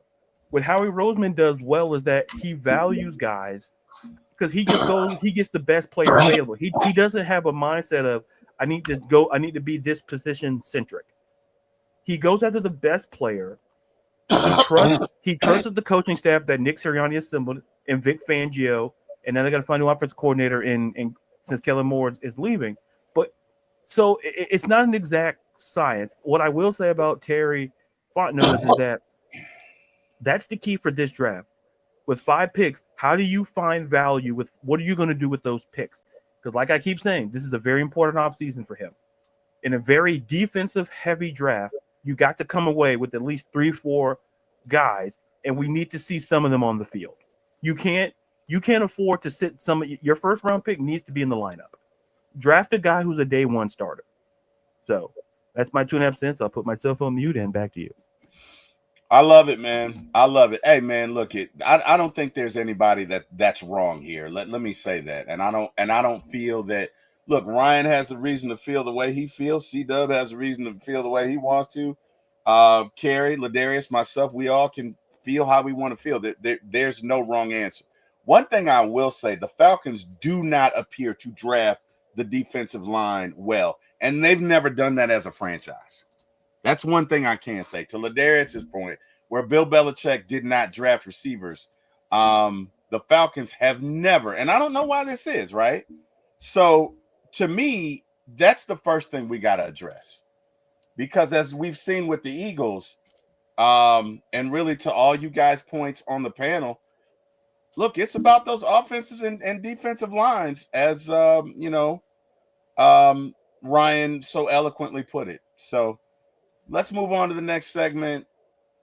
Guys, of all the Eagles free agents, and I think they have, looks like 8, right? So they've got Josh Sweat, Brandon Graham, 2 edge rushers, Zach Braun, a linebacker, Mekhi Becton, an offensive tackle, Avonte Maddox, a cornerback, Milton Williams, a D tackle, LaRaven Clark, an offensive tackle, and a long snapper, Rick Levedo. In my opinion, I'm thinking Josh Sweat or Zach Braun. But give me your thoughts. Is there anybody on the Eagles roster that's a free agent that you guys would go after? And we'll start with you, C-Dub. Braun, I mean, I would like Sweat, but I think they'll try to keep him because that's what good organizations do, as long as the price is right. And also, you guys see what the development of Nolan Smith is. But those are my top 2 I would look at. If you're telling me I could get a few guys, I would definitely look at Braun and Sweat because I was really impressed. Graham's going to retire, as we heard earlier. So we'll just play by the year. Good deal. Carrie, you there? Yeah, I'm here. Can you hear me? Yep. Who are you picking? If you know, in a perfect world, you can pick anybody from this list. You can sign anybody. Who are you picking? I'm picking Josh Sweat. But I don't know that I don't think they're gonna re-sign him. Maybe they will, like C-Dub said. I'm not really sure. I know he signed an extension, 2021 or 2? So Yeah. I don't know if they're going to keep him again. I think he had 8 sacks this season, which he would be our sack leader on this Atlanta Falcons team if he was on our team. So I feel like it's hard to basically say no to any free agent edge rusher, which is wild. But honestly, when you look at most of their sack numbers, most of the time they're always going to be our top sack guy if they were on our team. So I would pick him, I guess. Okay. Good deal. Ladarius, who are you picking from this list? In a perfect world, money's not an issue. Who you picking? In a perfect world? Perfect world, brother. In a utopian society. Yeah, in a complete and utter non-dystopian society. Yeah, it's heaven on earth. I have to use my big words out because I feel like sometimes Terry tries to intimidate me. But now, I like it. I like it, bro. Go ahead. Ideally, I would look at Zach Bond because I'm nothing against Josh Sweat or anything, but I would look at a guy like Zach, especially the linebacking position. And like Millie said, I'm curious to see how them pairing him with Caden Ellis, because I absolutely love Caden Ellis at linebacker for us. Giving him somebody to kind of next to him like a 1-2 punch there would be great to watch. Because like I said, I think this would be a draft defense. You can find some great edge players there, and also free agency depending on the route that we go. It's for Myles Garrett. It's not a pecuniary issue. It's not a financial issue because of his money situation. It's a matter of the capital that Cleveland will want in return if we want an elite edge rusher in Myles Garrett. So I believe go after the linebacker. I will go after the linebacker. I will go after Zach Bond in a perfect world. Okay, that makes sense. Me in a perfect world, as Ladarius said, in our essential utopian society, I'm going for Josh Sweat and Zach Braun and Mekhi Becton because he's a hoss. So yeah, I'd I put him somewhere. I'm either replacing Jake or I don't know about necessarily replacing, but I might. You know what? Let's just go with Josh Sweat and Zach Braun because I don't know how I feel about who's our tackle guys? Not named Jake. Who's our what's his McGarry? I don't know how I feel about him because he didn't have a bad year, and in the run game he's a mauler. I don't know how I feel about him. So more to come on that. All right, let's go to the next slide. All right, now here's a question that I have, and let's get to Millie first. Only guy I would take is Braun, pairing him with Ellis, and show New Orleans what they missed out on. Amen. Is with what we saw yesterday, and it was a complete and utter beatdown. You got Josh Allen, you got Lamar Jackson, you got Joe Burrow, all yapping at the heels of Kansas City. Is their reign of terror over? Or do they have a shot next year? Like, give me your thoughts. And Carrie, let's start with you. To be honest, they always have a shot when Andy Reid is their head coach and Patrick Mahomes is their quarterback, to be honest. Yeah, they definitely have a shot. I don't think I don't think that they're gonna win the AFC next season personally, but a lot of it for me depends on if Cincinnati wants to address the defense and make signings and open their checkbook like they need to do. Because for me, I've noticed that in the AFC, the quarterback who has Mahomes' number is Joe Burrow. And if Joe Burrow even had a top, 15 defense like we're saying we need, he would have beat him, or they would have, gone further than that. So, yeah, he had a bottom of the league offensive line and still put up amazing numbers if you look at it compared to what Patrick Mahomes did with, I'm pretty sure he has a top 10 offensive line. Didn't look like it last night, but he does have a good offensive line. So, and the defense was trash. Yeah, so I'm hoping so, because, I was one of the haters that didn't want a three-peat, so I didn't want to see history be made last night. So, yeah, I'm going to say it can happen, though, because Andy Reid's still their head coach, and Patrick Mahomes is still their quarterback. Although I am seeing Chief fans on social media saying that they're ready for a shuffle at the coordinator positions, but obviously they don't want to get rid of Andy Reid, but they think there should be a reshuffle. Understood. Ladarius, is their reign of terror over? Or do we still have to look out for more Kansas City Chiefs appearances in these Super Bowls? Give me your thoughts. Like Carrie, I'm not gonna count out Mahomes or Reid as the head coach and quarterback do. I'm not gonna count that out. But listen, the window is still open for Buffalo. I think Buffalo is the best shot. And if Cincinnati can get that top 15 defense, they have a shot. For Baltimore, listen, I'm going to keep saying it, and I'm going to keep saying it. Until John Harbaugh figures it out with the generational talent that he has in Lamar Jackson, it's borderline inexcusable that you haven't taken – you took Joe Flacco went to the Super Bowl, but you can't take Lamar Jackson to a Super Bowl? That's Ladarius, I know, and to your point, it's like, how come that is not being talked about enough? I've said it on here. I've said it on and I know we talked about we I mean, just in it. general, why are people not talking about that? It's like I'm tired of hearing, it's Lamar's fault. Like, listen, right? The last time I checked, John Harbaugh, he's a Super Bowl winning coach. Well, that's super and that's great, but how has he not taken a generational talent like Lamar Jackson? Listen, we could make the same point for Sean McDermott. For Buffalo, we could make that point too. But at least Sean McDermott has gotten a hell of a lot closer than John Harbaugh has.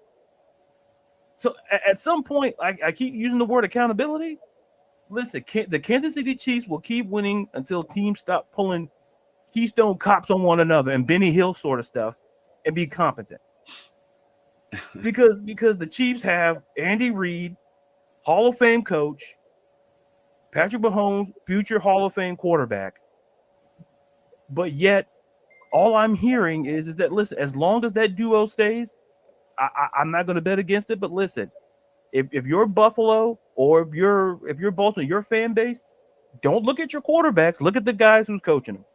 Because the only head coach that Lamar Jackson ever knows is John Harbaugh. The only head coach I believe that Josh Allen knows is Sean McDermott.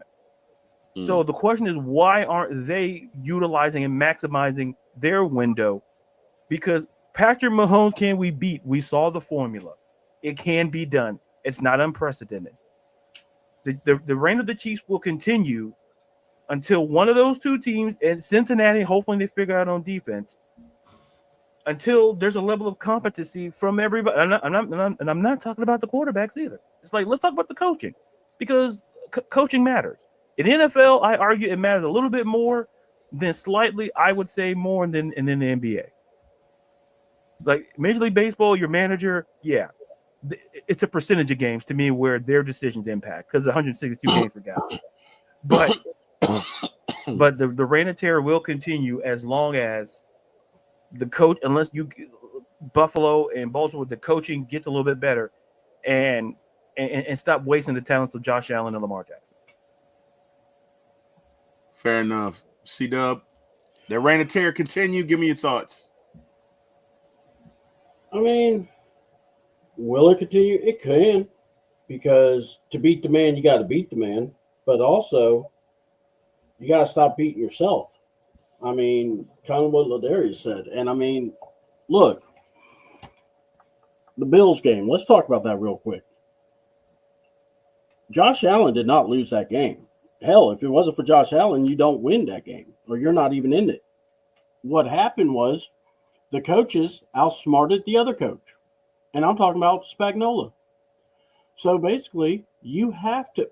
Oh, Bigelow saying pause. So, it is what it is. My vocab is my vocab. I mean, we're not going to Hooters, I promise. But no. Boy. There it is. But honestly, when it comes to these coaches, they have to. It's like this. I think they get enamored when they see the Chiefs. And it's just that 15. And you got to play perfect. And if you don't play perfect, they'll make you pay. And, part of that's true. But the other part, sometimes you psych yourself out and you forget who you're playing. Or you forget who you have on your own team. And look, Lamar, I've said it many times. Lamar played great. Look, drop pass away from tying that game. Yeah. That's what we're talking about. Yeah. We were drop pass. So if you ran the ball because they couldn't stop the run, we talking different. But again, if was a fifth, we all be drunk. And yes, Brady lost Super Bowls. All right. But not to us though, but because remember, that was a comeback. So yeah. Because trust me, they brought that up. Jesus. That's the only party foul I had. But honestly, it's going to be the end. No, you have to beat the team to plant the flag. Until they can get that not the management, but the coaches that can not be intimidated by the Chiefs, that's going to be the question. Good deal. All right, guys. Well, guess what? It is now time for fact or fiction. So, with that being said, Mr. Ladarius is going to do it for us. Now, Ladarius, I have the first three questions. I don't know if you added any. If you did, you can just throw them. But I'm going to put the first three up here on the banner for you. So, with that being said, Mr. Ladarius, go ahead, sir. Mm-hmm. Okay, I did a variation of this one, and welcome to the Fact or Fiction segment of the show, sponsored by Youth. Now, so the first fact or fiction is this: the Falcons will win a Super Bowl, not necessarily in the next 8 years. I'm gonna spice it up. In the next 5 years. So once again, fact or fiction, the Atlanta Falcons will win a Super Bowl in the next 5 years. And we'll start around the horn. Let's start with Carrie. Fact or fiction? Miss Carrie, baby. What you got? I'm gonna start out hot, and I'm gonna say yes. We are winning a Super Bowl in the next 5 years. It's coming in hot. Coming in hot. I'm trying to speak it into existence. Okay. I hear you. Listen, Carrie Caliente. We like it. We like it. Right. I'm not mad at it. I'm not mad at it. For me, the reason why is because time is ticking. We got, our owner is getting older and he's getting tired, like the fan base. I mean, we just want to win. And not just that, but the head coach, GM's on the hot seat. They need us to start winning, right? And for me, the reason why when I saw it said 8 years, I was actually going to mention that there's 5 years for me, because we have, we talk about this top 10 offense that we have. We have all these playmakers on rookie deals. So while the cost is low, I would like to see us. That's basically the time you try to get those wins. So for me, yes. I hope. I'm trying here. I'm seeing fiction in the reply. That's okay. Yeah. So Millie Mills and John Brooks both say fiction. Which is interesting. Millie Mills says fiction. John Brooks says fiction. I'm sorry. Go ahead, Ladarius. Oh, no, it's okay. No, you're okay. You're doing great, pal. You're doing great. Thank you, my friend. I so appreciate so far the show's almost over. You're still doing great. You're right. I could still screw it up. C-Dub. C-Dub. Yeah. Oh, thank you, Ladarius. All right. I was waiting for Ladarius to tell me. No, because we look at never mind. Just answer the. I'm not gonna go there. I'm not gonna do it. I know, but I was. There was an opening in the offensive line, and I chose to go out of bounds. Ladarius. C-double. I wanted to do it. Now that we know everybody's name, we're doing great. Oh. We're doing great. So, fact or fiction, the Atlanta Falcons will win a Super Bowl in the next 5 years. Well, if the 5 years you tell me we get rid of our idiot coach and our idiot GM who doesn't want to go to a Senior Bowl, I would say fact. But, if we're going to be positive-minded and believe in unicorns and horseshoes and hand grenades, then I'm going to say fiction. Oh, yeet. Wow. This guy. I mean, if you're going to keep Goober, you're going to keep the tap dancing brothers together, I can't say fact. I'm gonna say fact. I'm gonna say fact. Now we'll see, but I'm like Carrie. I'm gonna try and speak it into existence. So I'm gonna go ahead and say fact. All right. So next one. Hold on. I'm sorry, guys. Let me get me together here. All right, next banner. Wait, so I know that Ladarius is the one asking the questions, but I'm still interested in his answer. Can we? Okay. I'm sure the audience still wants to know: does he think it's a fact or fiction? Because right now we could become split 2 and 2. Good point. Does the audience really want to hear what I got to say? I don't. Oh yeah, of course. I'm just the guy behind the microphone. Oh no, sir. We want to know who says some funny stuff. Who picks on Timberland and Terrence Trent D'Arby? That was explicit in my contract. That's all I do. No, sir. No, you are a well-respected podcast well. And by the way, I wrote that last part in specifically. Why don't you guys like the other song which was Jesus? I forget it. Sign Your Name. Is that the one? Yes. To me, that was the better one. Yeah, that one. To be your name. Yeah, that was dope. No one cares about that. Was dope. Whatever, C-Bro. Whatever. I'm afraid I got some bad news for you. That's why your wrestler guy's gonna lose. When's the next time you guys have wrestling? Wow. Oh, hey, pal, I can pick even know their name to lose. So wrestling guy. Listen, forget sign your name. He doesn't even know any names. Forget signing. He doesn't even know any names. And if you're a wrestler, he don't know your name. Oh yeah, you're a wrestling guy. You ain't no wrestling name. You just because he forgot your name. Yeah. I never even do it. And that's the news tonight. And we just killed Terry. You did. He'll be all right. He'll be all right. Get this man some water. Get this man some seltzer and some water. Get this man. Oh my goodness. So Ladarius, how do you feel? What fact or fiction? Give us your thoughts. Okay, I'll be quick for the sake of time because I want to get to the trivia segment because I'm really excited about that. I like trivia. I'm gonna go fact. That's what's up.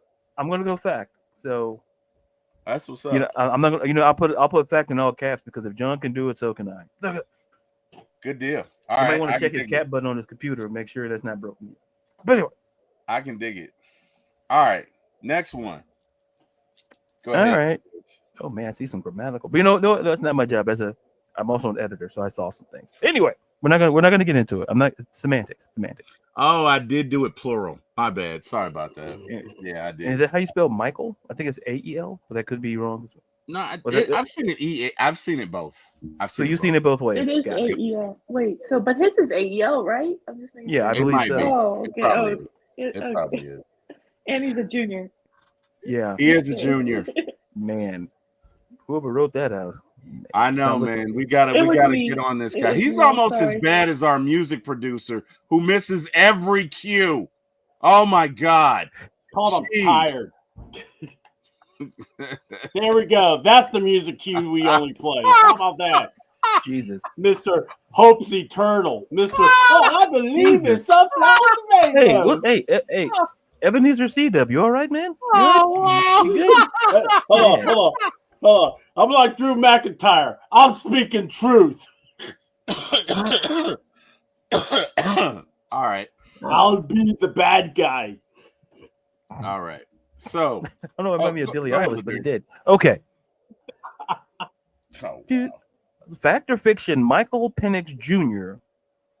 will win an NFL MVP award during his career with the Falcons. So once again, fact or fiction, Michael Penix Jr. will win NFL MVP during his career with the Atlanta Falcons. And just to shake it up here, let's start with C double. I like the kid, I really do. But we need to see a full season of him before we start crowning him an MVP. I mean, I'm not trying to be mean on this, but I'm going to say fiction, man. I mean, right now, he hasn't played anything. I feel bad to say it, but yeah, he ain't played nothing. So yeah, fiction. You got to give him a full year before we really go there, because he might be Joe Burrow with no good defense because everybody wants to play offense. That's how he walks off.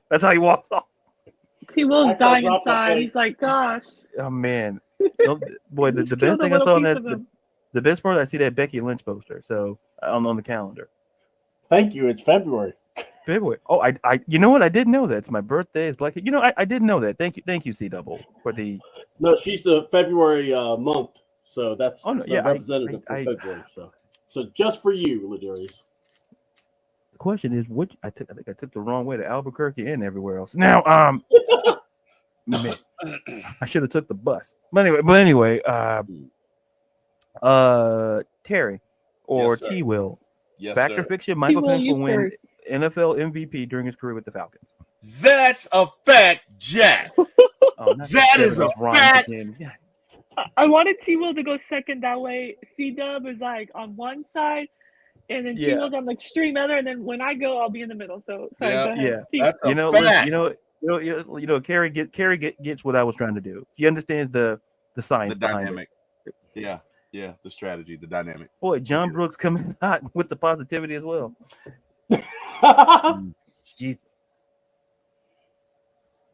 Wow. All right. So I guess we got both answers. So I guess we'll go to Carrie to be the split, the positive, or to be something. I don't know.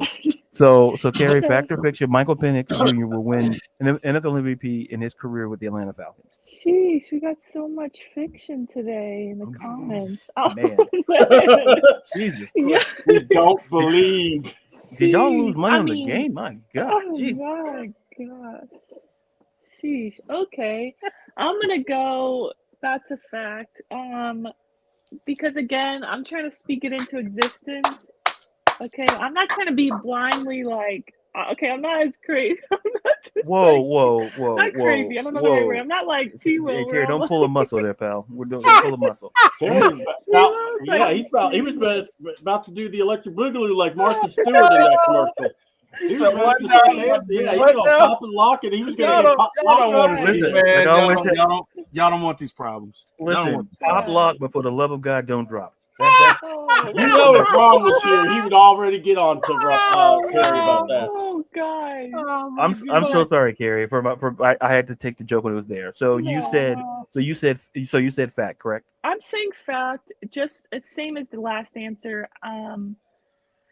You know, I understand the fictions and the replies because what have you shown me lately to believe that you're going to win a Super Bowl in the last 5 years? Somebody who's not a fan of Atlanta Falcons would say, you guys haven't even won your division in the last 5 years. Okay? So they're going to think we're just being, you know, fanboys and girls. So I get the fictions and the replies. I totally do. But I'm going to support my man regardless. That's my man. I'm going to support him. So, you know, guys, I always refer back to that meme, like, the Falcons are my man. Yeah, so oh my God. I'm going to just still hope that my man does better. So I'm going to just speak into existence that he is going to do better. Because I ain't leaving him, okay? I'm going to be one of those girls that just stays with their man no matter, you know. It's okay. We got no butts kicked. It's okay. Right. Hold up. Time out. Oh, I love it. Did I just see someone ask me, where's the faith? You want to know where my faith is? I'm watching two jabronis tap dancing at a press conference, and they're both saying it's collaborative. No one asked for the movements. See, you make it look worse. Don't do the movements with the tab. Oh God, I can't say. Wow, buddy, you're out there in the ocean now, and listen, I'm not a great swimmer. I'm not a great swimmer, so you know that's I'm just saying, you know, I've seen tap dancing back in the day. Was it just the love? Where's my faith? 2016 happened to my faith. C-Dub, where's the love? Where is 2016? The love that you said? You know, I don't even get mad at the Falcons fans, like, you know, that are pessimistic. No, we all have, honestly. And what have you done for me lately? To be honest, like how we've talked about on previous shows, like last season was, you know, unfortunately a failure, and we haven't won our division. We haven't been over 500. So I totally understand why you would be pessimistic, or you don't want to just get your hopes up just to be let down again. So I get why some fans have the mindset of like, show me before, you know, like show it to me and then I'll back you type of deal. But regardless, that's my man. I'm gonna support him. I'm gonna hope he does better. So hey, shout out Carrie. Carrie said, "I'm back." I need a ride or die chick. What's that song? I need a ride or die chick. Carrie's that ride or die. I love it. Right. I need a ride or die chick. I love it. Speak it into existence, and I'm gonna hope that he does, because I'm always gonna hope that the Falcons do something bad. And maybe you just call me like, you know, dumb or whatever have you about that. But what am I supposed to do? That's my team. I'm gonna support them. So there you go. What does give me hope, to C-Dub's point? Yes, he hasn't had a full season yet, but what we did see from him looked very good.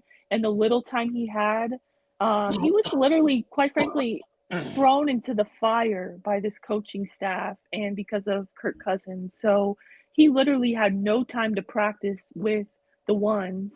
I said they never practiced with each other. He had a couple days before his first start. So for me, if he gets a full off season with, you know, Drake London, Bijan, you know, Darnell Mooney, Kyle Pitts, if he's here, I mean, I feel like he's going to be looking even better. And also, I know it's college, but he was the runner-up in the Heisman win in the Heisman Trophy against Jaden Daniels, who we saw the records he broke and, you know, won a playoff game this season. So that does give me hope that our guy could also do that. All right. And Ladarius, how do you feel about it? Well, just taking my job and everybody's job. Anyway. Mm-hmm. Yeah, boy. Listen, I believe so. I'll make it brief. I think he can. The talent's there around him, but it's contingent upon how the Falcons as a team play, because despite it being an individual war, team success does kind of matter. So it's variant upon what happens this offseason, how this defense kind of looks moving forward. So great point. Good deal. All right, and the third one. Oh my God! Go ahead. For the record, I didn't write this one. Let me tell you. The collaborative Rodgers and Hammerstein. No, Hammerstein wrote this. Rodgers didn't. Let me tell you.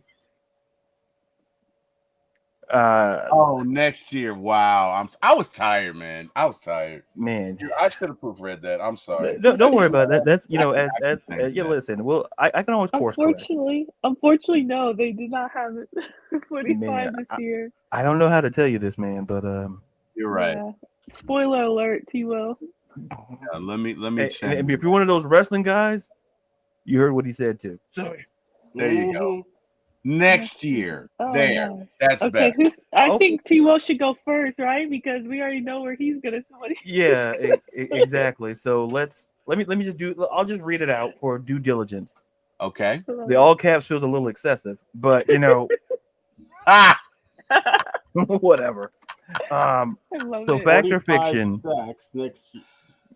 Fact or fiction? The Atlanta Falcons will have at least 45 sacks next year. That's important, folks. Not in the past, not 5 years from now. Next year. So once again, fact or fiction, sir. I'm amening you. Gosh, I was reading the question. That wasn't a. You know what? The hell with it. T-Will, fact or fiction? You know what? I love it, man. I love, man. I'm just admitting you. I'm being neutral. I'm trying to be Swiss, and you're trying to get me involved in something I don't want to be involved in. I love y'all, man. I love each and every. All right, so no, I'm gonna say it's a fact. Damn it, it's a fact. Raheem got us 21 sacks in 4 weeks. I think we can figure out 45 in 17. Yeah, I'm gonna say it's a fact. We got Jeff Ulbrich coming over. He's learned his lessons over with the Jets, and he and Raheem will collaborate and come up with a great defense. And yes, we will have at least 45 sacks next year in the 2025-2026 season. You can book it. We're not booking a trip to anywhere. All right, let's calm it down. If you book it, guess what? That means you have to guarantee it. That means you need to put something on the line. Boy, listen, other thing, yeah, I don't know whatever he offers. I don't think I would really want. I'm not gonna lie. Okay. Well, Chris, C-Dub's gonna put up $5,200 of his own money. With whose money? With your money? With your money? No, with your money, bro. No, player. Hold on, player. I don't put money on the line. I put pride on the line. Which has cost people some money, ironically enough. Exactly. Yes, it has. I mean, damn. Yes, it has. So the Falcons will get 45 sacks. I didn't introduce. Okay, you know this. You know what? No, No. He brought me in. I mean, I don't know anymore. It's not the first time he's done this, so Yeah. I apologize. He gives me a segment only to kind of come back and take the microphone from the back. This is not unprecedented. Unprecedented whatsoever. Darius, you know what I want to say to that? First of all, you're the man. He is the man. I don't feel like it today. You forget it. Some people. He is absolutely the man. But anyway, so wants to put a Lionel Richie on people. But go ahead. Look. Y'all gonna hate me, but guess what? It's fiction. We don't even know who's gonna play defense. All right, is Grady gonna still be here? We're gonna have all the old folks on playing. Is Rod gonna be having his finger up his nose the whole time, looking at the TV? Wow. I don't know what we got. So right now, it's fiction. Oh wow! Show me. You get no hope from C-Dub. You got to show no hope. C-Dub. I am, you're not even going to get cope. I'm no dope. And I say nope. No hope. C-Dub, show him defense. Oh, You got to show him love defensively. I love it. Got no love for it. believers. Yeah, I love it, Ladarius. Wait, am I next? Yep. Oh, no. You're last but not least, because I'm not jumping thank into you. this. I don't know what I've jumped Okay. into. Okay. So I can't believe I'm saying this, but I'm on the same side as C-Dub. I'm sorry, it's fiction. The Falcons are not getting 45 sacks. I'm sorry. This is the best question I've. This is a great. Carrie. I'm sorry. This- I'm I'm gonna laughing. record this show. No, I'm gonna bring it up No. and throw it in both Hey. you and C-Dub's Oh. face next year. Hey, listen, When Carrie. they do it. I'm a lawyer. Listen, I won the Jimmy Lake case. I know how to win. So Okay, so let me defend myself, please. I'm laughing to keep from crying because it's so sad that I'm saying this, but honestly, it's like this. I would love to be proven wrong, okay? That's the thing. I want to be proven wrong. I'm one of those people that like I can admit when I'm wrong, so I would love to be proven wrong because if we get 45 plus sacks on a season, that means the defense has improved drastically. We are getting to the quarterback. We're putting pressure on the quarterback. You know, we are stopping the run. We are actually not letting quarterbacks who are mid look like they're star, you know, Tom Brady in his prime out there. So yes, I would love to be wrong, but here's the thing. The Atlanta Falcons have not had 45 sacks on the season since George W. Bush was the president of the United States of America. That's not a So- good stat there, bro.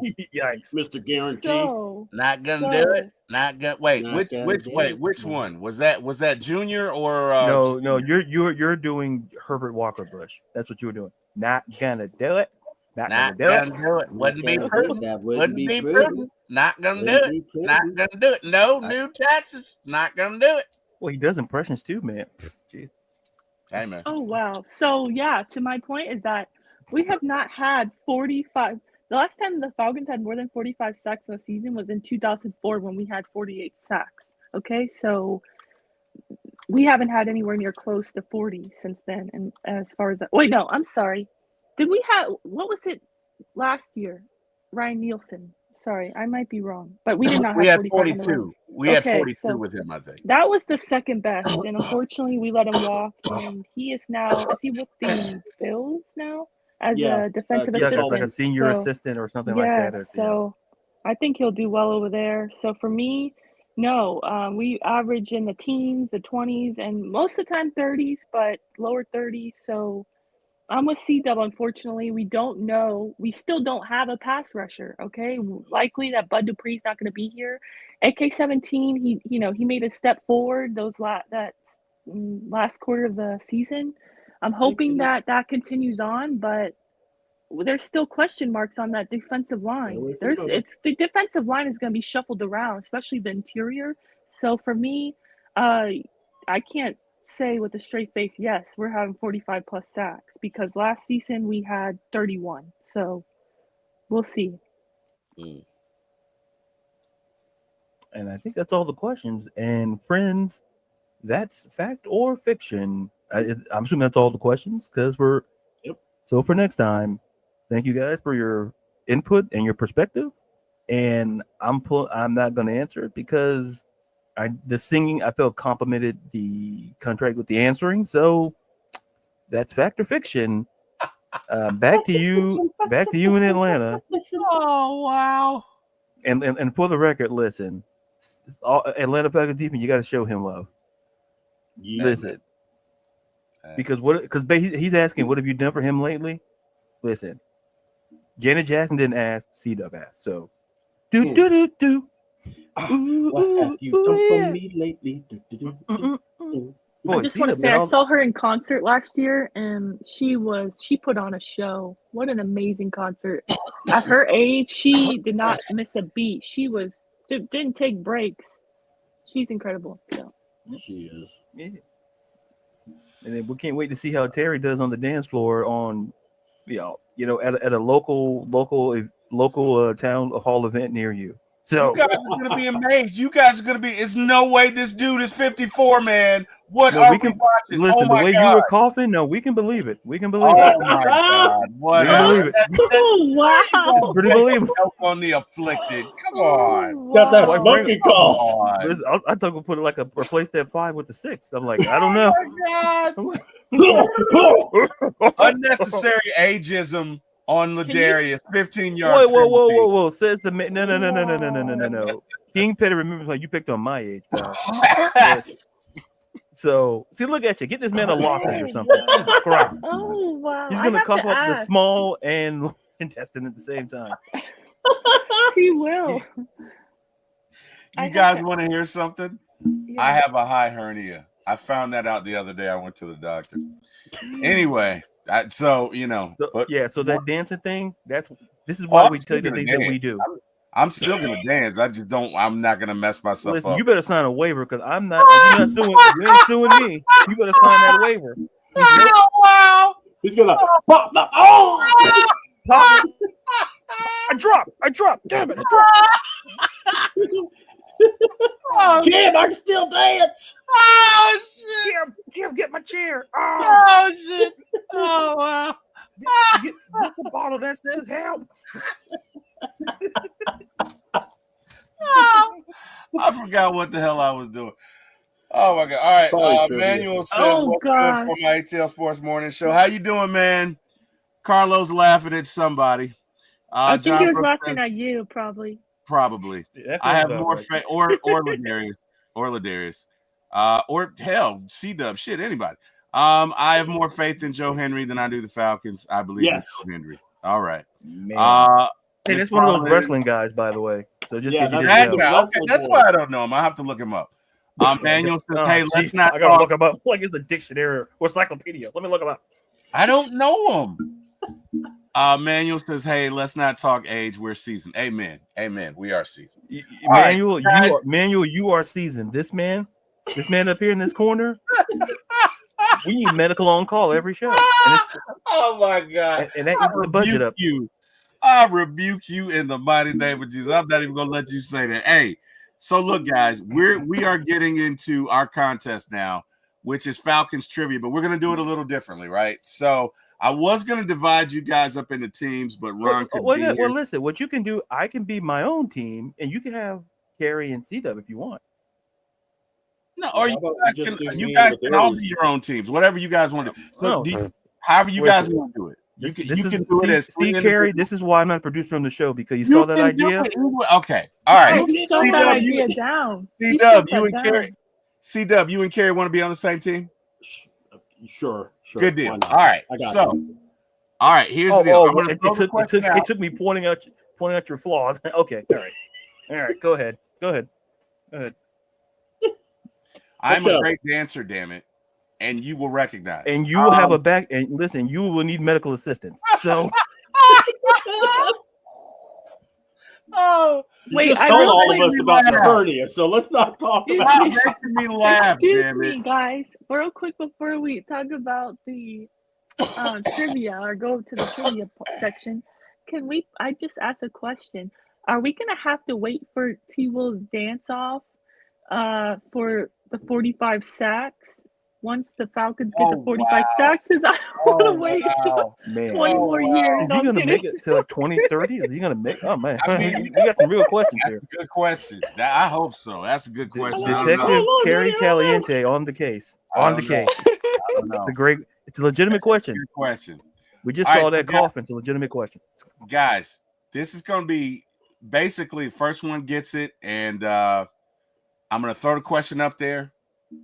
First one gets it. We're going to move on at the end. We'll tally up scores. So how do we determine? Do we ring in? Do we just yell at you? How do we buzz in? You can yell at me. There's no need to ring. Oh, yelling at you. However you want to do it. You guys want to ding? Wait. I get to yell at you? Say less. All right, I'm good. All right. Yell. Yeah. All right, you guys ready? Let's go. Go. First question. Here we go. How many questions have the Falcons? How many NFC championships have the Falcons been to? The question right there. 3. I'm said guessing 3? 3. What do you think? Wait, but C-Dub, I got to collaborate with C-Dub. Is it 3 C-Dub or how many? I'm doing the quick math. So Okay. I want to At say least 3. 3 that I can think of. I'm good with 3. I'm good with 3. That was my Wait, first guess. okay.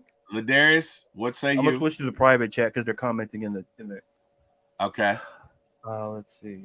One here. I'm gonna say, if I'm doing the math, the 2. I'm gonna say 3. I'm gonna say 3. Well, you're gonna say 3, then I'm gonna change to 4. Hold on. Yeah.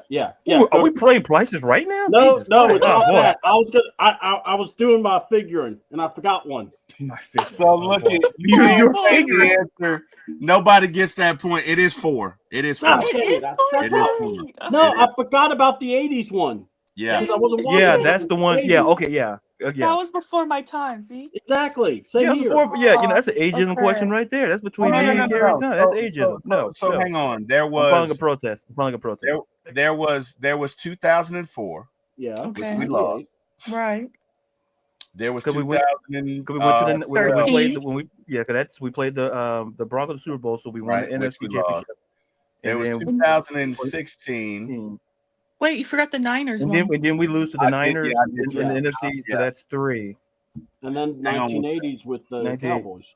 See, Yeah, that there was makes one in the difference. 80s. See, I was born in '88, so that's unrelatable. So Dang, C-Dub, that one was on you then. I'll take it because like I said, it just hit me after the fact. I'm kidding, no, I'm listen, kidding. on the team, all I do is blame me. This right here, it's gonna be fun to watch. All right, let's go to the next one. All right. So next one. Go How many ahead. Super Bowls have the Falcons been to? How many 2. Super Bowls? 2. Yeah. Who said it first? Was it C-Dub? I think C-Dub said it first. All right, C-Dub. said it first. Yeah. I'm sorry, Ladarius. I really was I looked at Ladarius. I said, I'm sorry, we'll guys. I'm kidding. I am so sorry. I need some coffee. You're right. It was Dang. Ladarius. Jesus, get it right. It was Ladarius. Yes, I got So- you. I was on this. I tell us. It was No, Ladarius. Ladarius, I feel for you because it's like Yeah, C-Dub and I are the Chiefs and he's the refs. yeah, He will Yeah, the refs. I and he's really giving am us the the ref calls. today. yeah. He was missing All right. the zebra shirt. Yeah, that's all he's missing, and the whistle. That's all he's missing. What Falcon threw for the most yards in the Super Bowl? Matt Ryan. There you go. That's 2 for Ladarius. Oh, wow. Dang, Ladarius is on it. How long was the field goal that sent the Falcons to the Super Bowl in '98? 38 yards. What'd you say? I said 38. And you're correct, sir. Damn. Dang, this My is man's a is on a sweep. roll. He's on a roll this morning. Sheesh. Number 4. What Falcons player had the most receiving yards in the '98 Super Bowl? Come on, C-Dub. I wasn't Brian. I was drinking at that I'm not going to say the name of it. Was it Tony Martin? That is correct, sir. It is 3-1. Okay. It was Tony Martin. All right, you ready? Here comes the next one.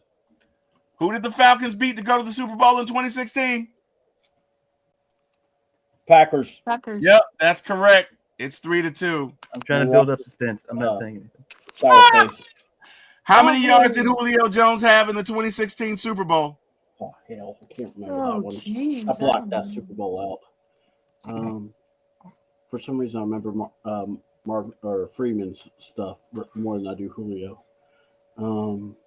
I remember it wasn't a lot, but I don't know the number, to be honest. Wasn't it like one? I want to say it was like 115. I think that's too high. Okay. Well, what do you think? If we have to have the exact number, dang, I don't know. Got to be the exact number. Okay, I know. I don't think it was 100. I don't remember him. 93? Are you good with 85? Let's go 85. Oh, wow. CW, you're close. 87? Yes. So I'll give you both the point. I'll give you both the points. So it's now 4-3. Yeah, I remember he didn't have a lot. All right, you guys ready for the next one? Yes. Did the Falcons have a kick returner for a kick return for a touchdown in any Super Bowl? Yes. No. Yes. Jim Dwight. What year? 98. Is that a Bam! point? Bam! There you go. So that is 3 points Ladarius was up 4-3, and I believe that means that Isn't it tied now? 4-4? no, he got 3 points on that because he got who it was. He got when and he got when it You was. didn't That's the specify point. that in the It's question. tied. That It's was tied. not specified in the question. It's tied. You're right. No, whatever. No, We're it's your tied. game. We're tied. We're tied. It's your We're game, tied. ref. He No, just no, wanted to no. know if I knew. That's We're all. tied. That's all. Come No. on, let's I get the see game winner. Ladarius is competitive. Okay, my Let's get bad. the game winner Hold right on. here. Come on. let's Ladarius go. had that moment. We all saw he was about to flip the table. You bet your ass I was. I was about to flip this whole desk. It's gonna be like that wrestling guy who's not gonna get any more wins. I had to work on my bed to fix my desk. I was at it. Oh my God! No And I more put wins this for your desk together. I'm wrestling real guy. proud of that. And all that work gone Wow. over ref Terry here. Oh my goodness! Oh my He's goodness! wearing his white and Oh, my red goodness. uniform, All right, counting money from the Chiefs. bonus round. Oh, Bonus wow. round. Yeah. Okay. How many interceptions were thrown by the Falcons in the '98 Super Bowl?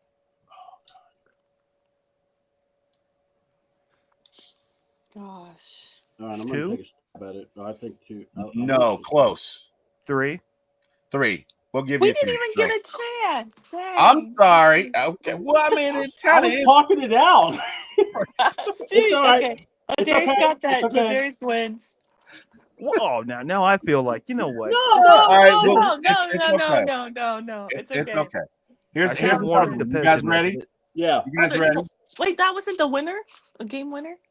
Well, I'm gonna throw out another one. You guys ready? Oh. This Falcons quarterback had a quarterback rating of 144 in the Super Bowl. Who is he? Matt Ryan. Matt Ryan, come on. Matt Ryan it is. Matt Ryan it is. Ladarius, you knew that one. Yeah, I did, but I didn't want to cause friction, so I just sat here and Oh, dude, no. Oh gosh, No. no, I feel so bad. No, I'm just. Hold on. You Hold on. won. Terry's like, oh, I feel bad. Me. I'll take it.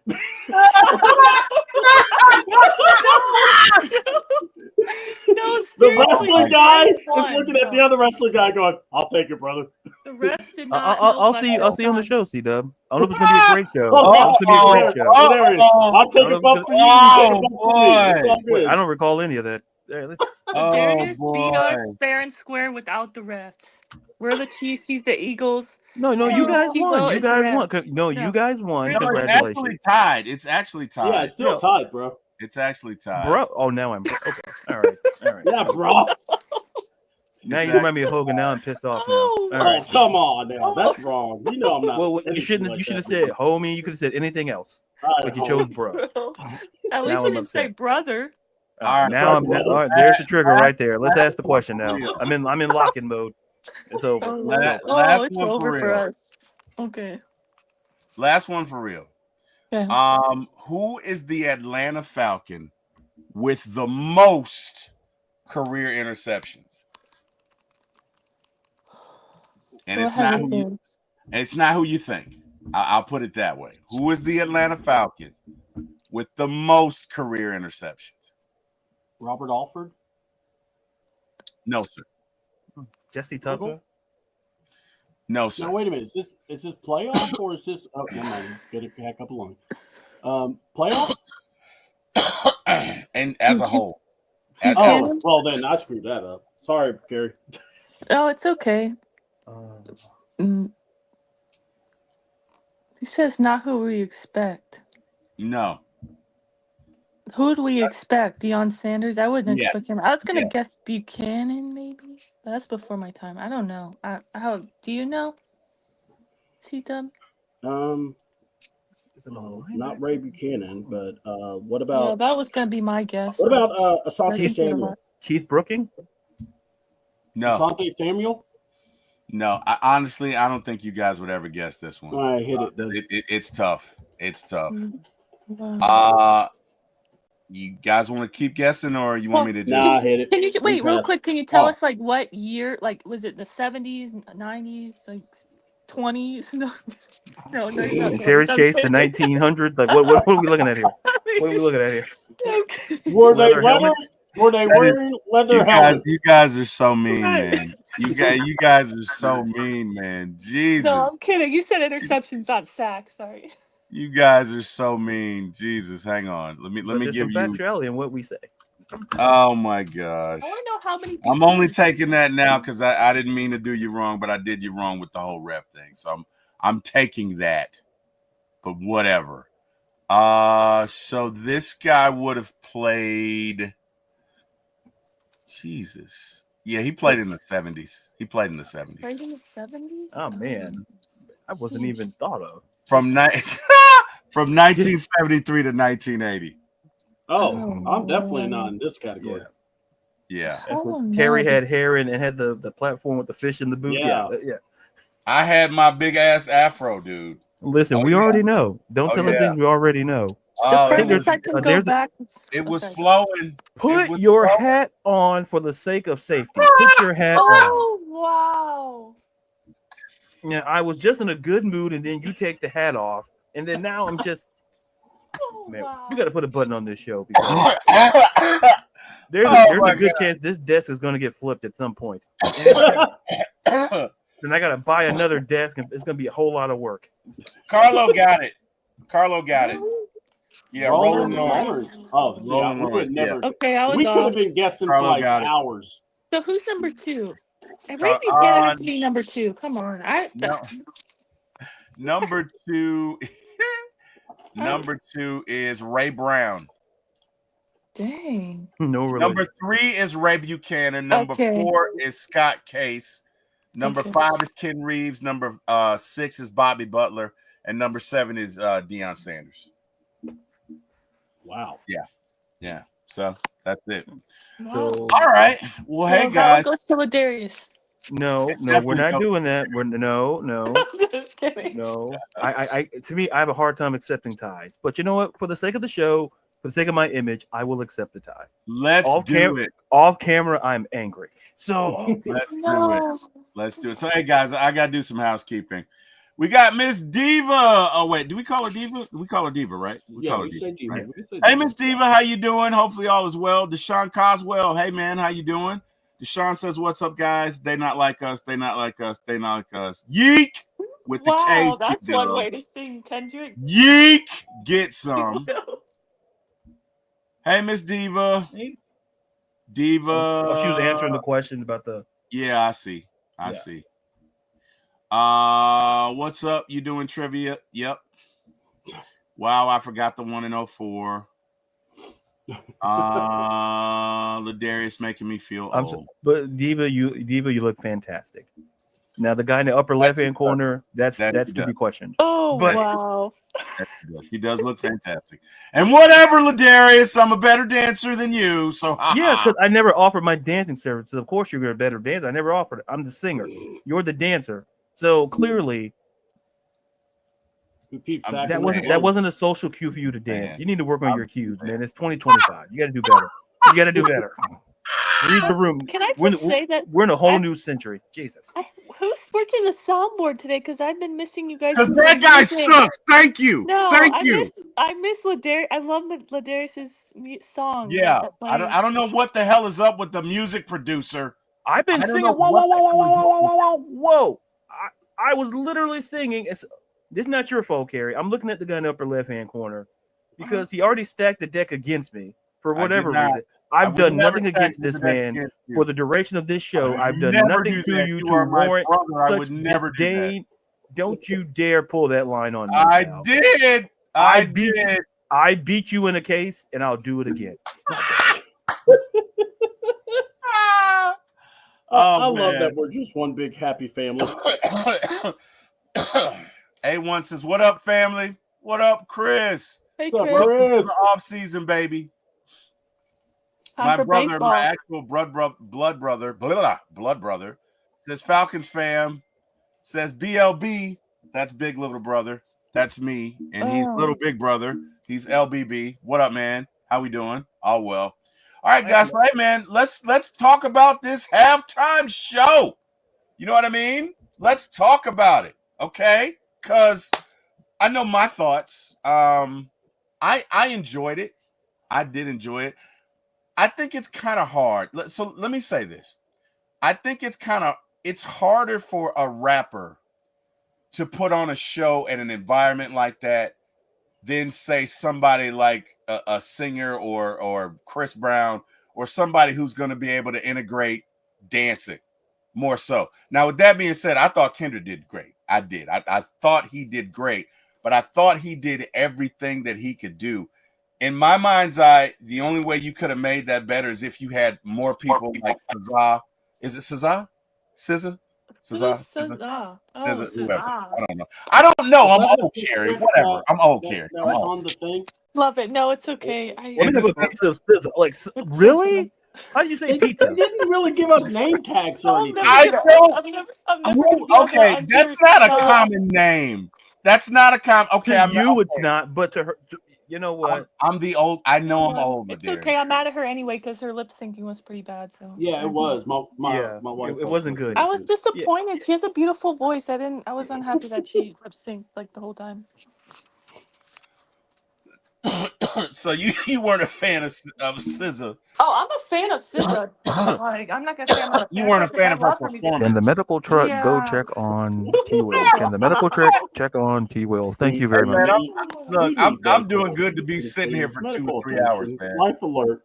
Hit the button. Oh, here we go. Really, C-Dub? Hi. Now, come on, man. Hi, I'm Emmy Winner Ladarius Brown. Now, I'm sorry. Wow. My good friend T Will, he needs your help. And listen, the only way to help him is if you help me help him. Oh wow! Oh, so we're gonna run this clip of him. You know, we're gonna talk about Life Alert. Oh wow! And when he says he's 54, he's not telling you the truth. I am 54. Damn it! Yes, I am. On opposite day. What he says on this day, he'll tell you that the Falcons have a chance. Oh wow! Now, hey, listen, that's part of that hallucination. C-Dub, I got to sack you on that comment. I got to sack you on that. Wow. That's low, man. That's low. What? How low can you go? We man. have no coughing standards. is delirious. Oh wow, this guy right here. So hey, in all seriousness, Gary, I know you were excited about this. Give me your thoughts and your impressions, good and or bad, of the halftime show from last night. And hey, those of you in the chat, hey, give us your opinions as well. I see you guys are giving us some feedback. But Miss Carrie, give us your thoughts because I know you were looking forward to it. It was brilliant. I thoroughly enjoyed it. Kendrick did not disappoint. I've probably watched the performance a good 4 times now, but I'm a big I really enjoy watching rap reactions as well as breakdowns of the lyrics. So I need to watch some of my favorite reactors and their breakdowns of the meaning behind. I caught some things that Kendrick was trying to do, some of the things he mentioned, like for example, him mentioning gosh, I gotta find the quote exactly, but give me a second on that. But SZA, I love her. I love her music. I'm a fan of hers. I was disappointed that with her lip syncing, it was very obvious. And I think she has a beautiful voice, so it's a little bit disappointing in that. But loved the car, loved Kendrick. I love Kendrick. The only thing I would say I was disappointed in is that I became a fan of him during when he released Section 80, so I was kind of hoping that he played some old music, which he really didn't. He mostly was playing the new stuff, so which I do like, but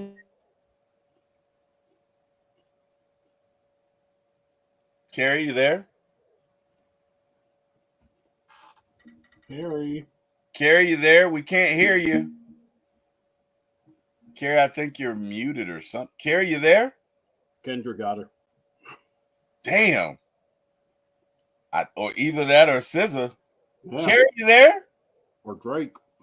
Damn. Or Drake. He ain't gonna want to hear no one talk about this. Drake is yeah. Now that was my concern. Carrie, are you there? We can't hear you. All right, we'll come back to her. Can you hear me now? Yeah, we can hear you now. We can hear you now. Wait, did you hear anything I said? We heard nothing. You cut out. Oh, wow. I'm so sorry. That's okay. Hilarious. I think it connected to my AirPods. I'm sorry about that. Yeah, SZA cut my mic, literally, Chris. She was like, "You're not gonna bash me," which I'm not. I'm a big fan of SZA. Honestly, I love her music. I think she has a beautiful voice. But I was disappointed with the lip syncing because it was very obvious she was lip syncing. I don't know. I think that she has a beautiful voice, so I feel like she didn't need to do all that. But um, dang, I basically what I've said to make it shorter now is that Kendrick dropped some. Overall, I thought it was brilliant. I loved the performance. Obviously a big Kendrick fan. I really enjoyed it. I could understand where somebody who doesn't listen to rap, or maybe they're not familiar with his music, they're not a fan. I'm not sure, but because I did see mixed reviews on the show, but um, like you said, T. Will, it's tough when, especially with rap in general, to please every audience, because not Yeah. everyone understands it or can relate to it or Yep. what have you, or appreciates it for that matter. But for me, I thoroughly enjoyed it. Um, I thought the imagery, I thought there was tons of hidden messages, which I've watched the performance probably 4 times. I need to go back and watch. I love watching like rap reactions, like to lyrics and breakdowns of lyrics. So I'm gonna watch some of my favorite reactors on YouTube to that, and just see what I missed. But I mean, there was lines in there, and imagery.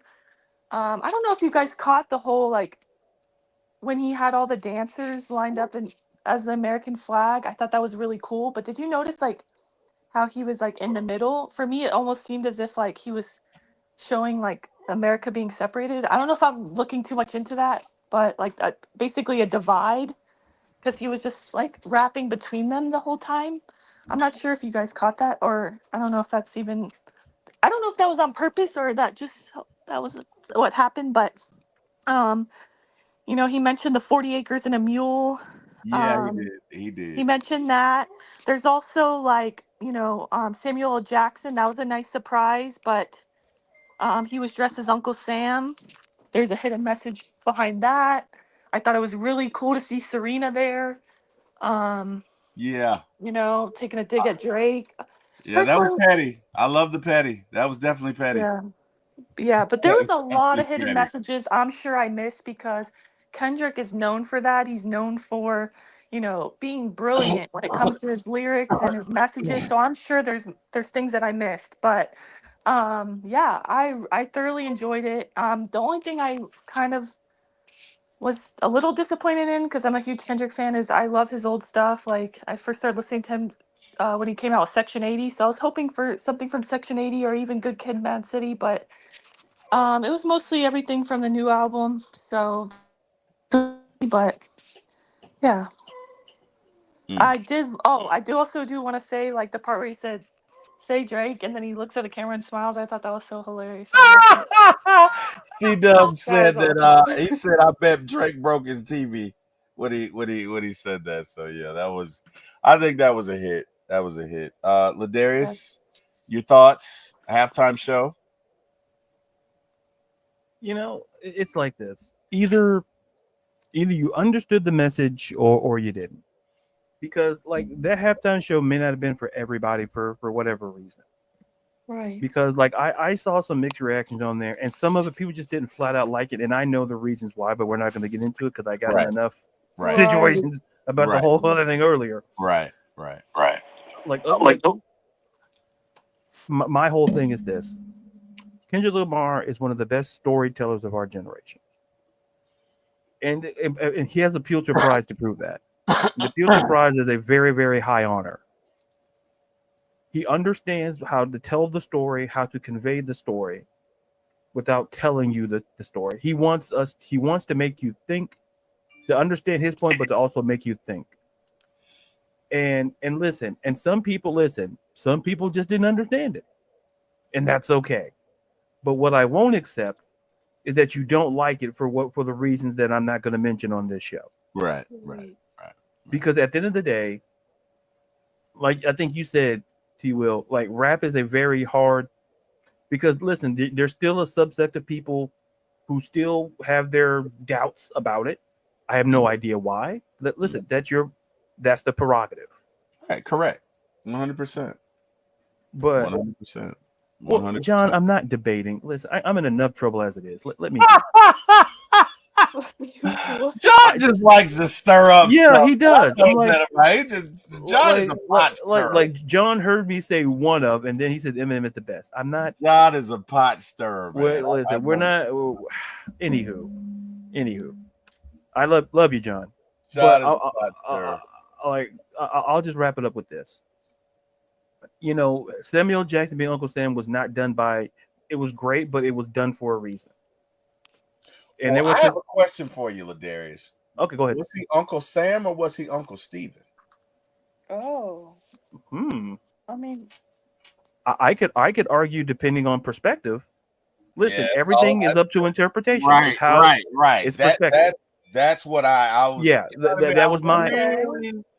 Yeah, I think it's about. That's an excellent question. I think it just boils down to perspective because you could make a case where, like, the obvious would say, well, Uncle Sam, Samuel, that's which is fine. A lot of people probably went that route, but the Uncle Steve route, that's a different type of route. I don't know it's a route that, once again, people don't want to talk about, but it's a route nonetheless. And like I said, even I'm not going to compare it to like when I think about Beyonce, like she was also telling a message and she was sending a message.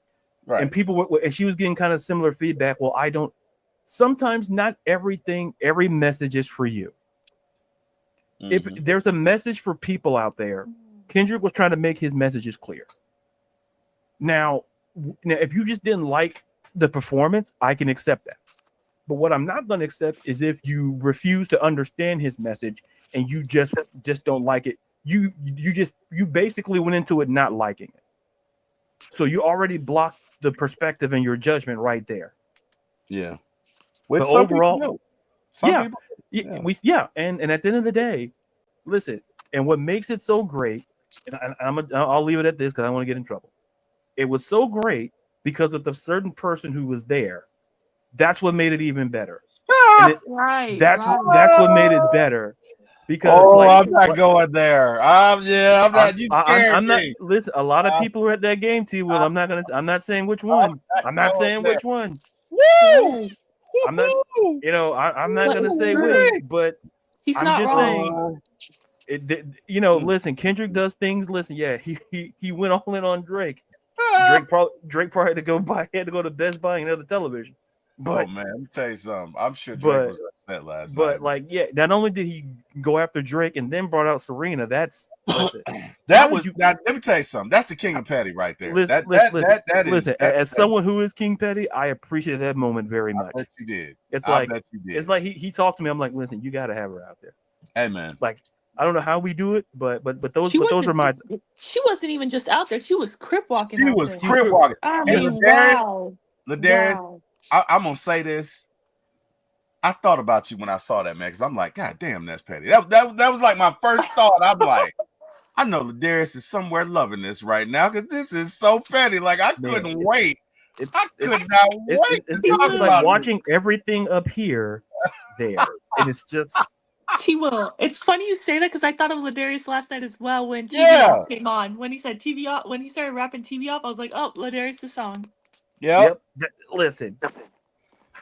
If I send that song to you, if you're listening, if I send that song to you, don't respond back to me. That's what I'm trying to tell you. If I send that song to you, there's no if we go back and forth, if we're online. We go back and forth online, and then I'm just like, you know what? I'm just gonna send you that. I'm gonna send you the Kendrick with his face with the smile. I'm gonna send that to you, and that lets you know that I'm done. He's done. So he is done.com. So, like I say, a lot of significant messages. So it's just great stuff overall. Good deal. Well, hey guys, I gotta run because it's almost that time. I want to thank everybody in the chat who came in here. Guys, we really enjoy it. We cannot do this without you. You could have been anywhere in the world. You chose to spend 2 hours and 33 minutes with us, and we are so glad that you did. Thank you so much to everyone who came in this chat. Again, you could have been anywhere. You chose to spend that time with us. We are appreciative. We are grateful. and we are thankful to you.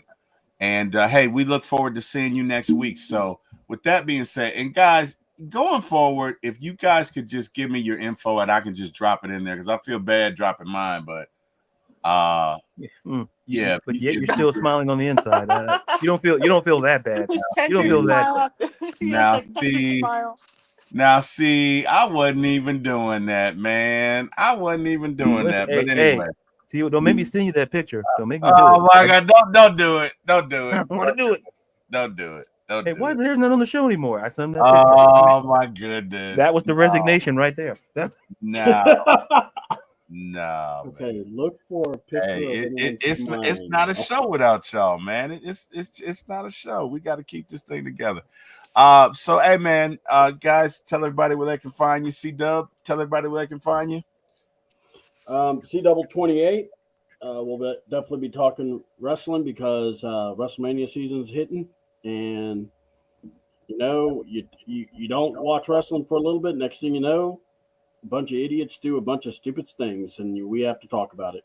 Oh, hey, buddy, and make sure you go to. Well, no, that's my son and his lady's little dog. I can't get the camera because first of all, the guy's too tiny. CAAWTN is on YouTube or on X. And then, yeah, if you guys want, now we might be doing a show about the Super Bowl. I don't know. I'm still thinking about it. Got to also see how Ladarius' schedule is because that's my homeboy. And wait, I'm a producer. Am I a producer on that show? That I know. You are definitely the producer. Here, I don't know. I don't know what my title is, and I like to be honest. You're the guy that helps me not lose my damn brain. So, you know, you are vital. Tell that to Terry, tell that to that guy in the upper left-hand corner. I never said Ladarius wasn't vital. I never said that. I never said that. Certainly implicit. I did not imply it either, sir. But, yeah. I never implied, inferred. And if you want to know more about those wrestling guys and women, please come and check us out at the Beard Gang Wrestling Review because I know Terry may not be educated in such, but no. He doesn't know. Wow. He literally just said wrestling guys on this show. He has no idea. And I don't know if he's listening. I don't know if he's listening or not. Educate me. Maybe you. I don't know if he's listening or not, but I want to make it clear. I am listening. I'm right here. You guys can. Oh, wait, you're right there. Oh man, dude, look it, man. Y'all know the last time I came on y'all's show. Well, I wasn't in there, but I was in the audience. We had a good time because I was making y'all laugh. So whatever. I mean, I think I made you laugh, not the other way around. Let's. No, I made both of you laugh. Let's stick to facts of the case. Now, C-Double, continue where we can find you. Now. Whatever. Oh man. And real quick, for those that probably didn't like the halftime show, I know I didn't speak about it, but I'll just say this. It's okay to actually say it wasn't for you. Yeah. It's okay. No one's gonna beat you up. You're not a bad person for saying, man, I just didn't, Now me, I brought an open mind to it. I listened. I only heard one thing, and that was about Jake, and I saw the smile. I saw the what was it, the thick chick that I had to ask who it was, and that's it. All right. But honestly, I thought it was a good halftime show. Yeah. The person next to me was like, "Well, this wasn't for me," But it's okay. It's not like it needs to be a national debate, and people need to lose their eyes for that. So it's all good, mustard. And with that being said, I'm still mustard, man. And I'll holler at y'all later. He deserved that, honestly. Oh my goodness. But Darius, tell these folks where they can find you. Oh yeah, this show might come up like 6 seconds. Oh, let's go back to plugging your. No, go ahead. No, leave it there. Leave it right there. No, let me plug my stuff with your stuff right there. It's great stuff. It's great stuff. No. Go ahead, mustard. Go ahead. You're being condescending. No, go back to your. I'm not being condescending. You asked me to do it. I did what you asked me to do, man. Damn it. That's why I can dance, sir. For the last time, I'm not challenging you. It's in your mind. Go. You need to check that medication, pal. I didn't challenge you on this show. Listen, if it's singing, yeah, I'll probably wipe the floor. The dancing, yeah, you got me. Stop trying to make false things happen. Like, Boy, that Mandela effect is kicking in hard with you. Now, anyway, you can find me on Twitter and TikTok at Ladarius_Brown. You can find me on Instagram, Ladarius_Brown. A writer-editor for Beyond Women's Sports. I'm covering the Athletes Unlimited basketball season that's going on. I'm putting out an article that should be coming out now or soon. I'll post it on social media. I'll be doing some other videos since the football season's over. The final preview was the Super Bowl. Well, thanks to the chat. Thanks to all of you taking your time out your day. It's really appreciative. Thank you to Carrie, C-Dub, and I think that's it. Yeah. So This dude, right?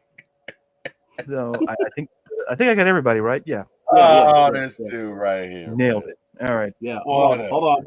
Let's see the audience reaction. Oh man, that means I'm right. Not good. Man. All right, Carrie, tell these folks where they can find you. Miss Carrie. Carrie, you there? Oh, Yeah. Don't tell me. I want to say Scissor got her again. Damn, you cut her mic again. Wait, how did he say it again? I'll never forget that. Scissor? No. Scissor. Wait. No, he's like this. Scissor. No. Scissor. Scissor. I'm old. Timo, Man. you gotta tell your kids how you said that. When the magician forgets to say know abracadabra, just goes Scissor. No, yeah. please. I know they know who that is, so please tell them. I want to see what we Hey, Pops, you heard what you said on there, man. What are you doing? Anyways, Scissor. oh wow. Salt and pepper. Pepper? No, it's pepper. I'm sorry, shit. Gary. I'm sorry. John is taking shots. John, goddamn it. This is where I draw the line. I don't know if that's an insult, but I feel like it is, John. So now I gotta challenge you to a dance off, John. Stop challenging people Now to dance you off. and Ron are gonna get it. Oh, man. You, Ron, and the internet are gonna get it. All right. I like the internet's odds. I'm not gonna lie. Like, The internet's like, I didn't cross this, pal. yeah, that cough just proved my point. There we go. Wow. I'm sorry, Carrie. Go ahead. I'm sorry. Go ahead. Oh wow. It's okay. Oh my God. Anyway. Okay. No, so this has been great. I really enjoyed it. Thanks for the invite. You can find me on Twitter X, Carrie Lynn XOX on there, and sometimes I'll be on Beer Gang and also One Time for the Fan. Hope everyone in the chat is happy and healthy. I appreciate you guys. Thanks for tuning in. Well, hey, man, I thoroughly enjoyed today's show. And that's our show, folks. Thank you all for watching and listening. You guys are great. Stop it. Stop it. Guys, I thoroughly enjoyed today's show. Thank you to everyone who did come in and just fellowship and, hey, spend some time with us as we talked about Falcons, NFL, Eagles, Chiefs, whatever. And guess what? We'll be back here Thursday morning. At 10 a.m. we'll be on C-Dub's channel, and we can do it all over again. But again, we could not do this without you guys, and we thank and appreciate every one of you. Hopefully you enjoyed the Super Bowl yesterday, and hey, hopefully you will enjoy your week. You can find me at 4MYATLSPORTS1 on YouTube, or just click the link below and like, share, and subscribe, as that does put us into the algorithm and gives us a chance to bring you more content like this. So if you like the show, if you like today's show, do me a favor, like, share, and subscribe, and tell your friends about it so they can come in and join us as well. Last but not least, I want to thank God for waking me up and getting me through last week. That was a tough one, and just everything you do, God. Thank you, Lord. Thank you, Jesus. And of course, I got to thank Mr. Eric Parker, who is my brother, and Mr. Jack Spade for getting me in the business. And everyone, you have an amazing week. I will see you. Well, I'll see you tomorrow, but I will see Beard Gang, you guys on Thursday. And Carrie, I believe I'll see you Wednesday night. Oh, wait, you might not be there. Well, you'll probably be in the show with that, right? Oh, you'll be there. That's right. Yeah, Wednesday night I'll be there. Yeah. Good deal. All right. Hey, guys, go Falcons. Don't you know that we'll be there? Just call shit. my name. Oh, shit. That's right. I'll be there. Oh, I thought we were already offline. My bad. I know. No, And we're still not. on. I just was letting you guys go. I mean, you guys were in it, so hey. And Good night, Terry everybody. likes to talk. And then He nobody likes to there. eat the Yeah. game. Nobody Oh, there. it's still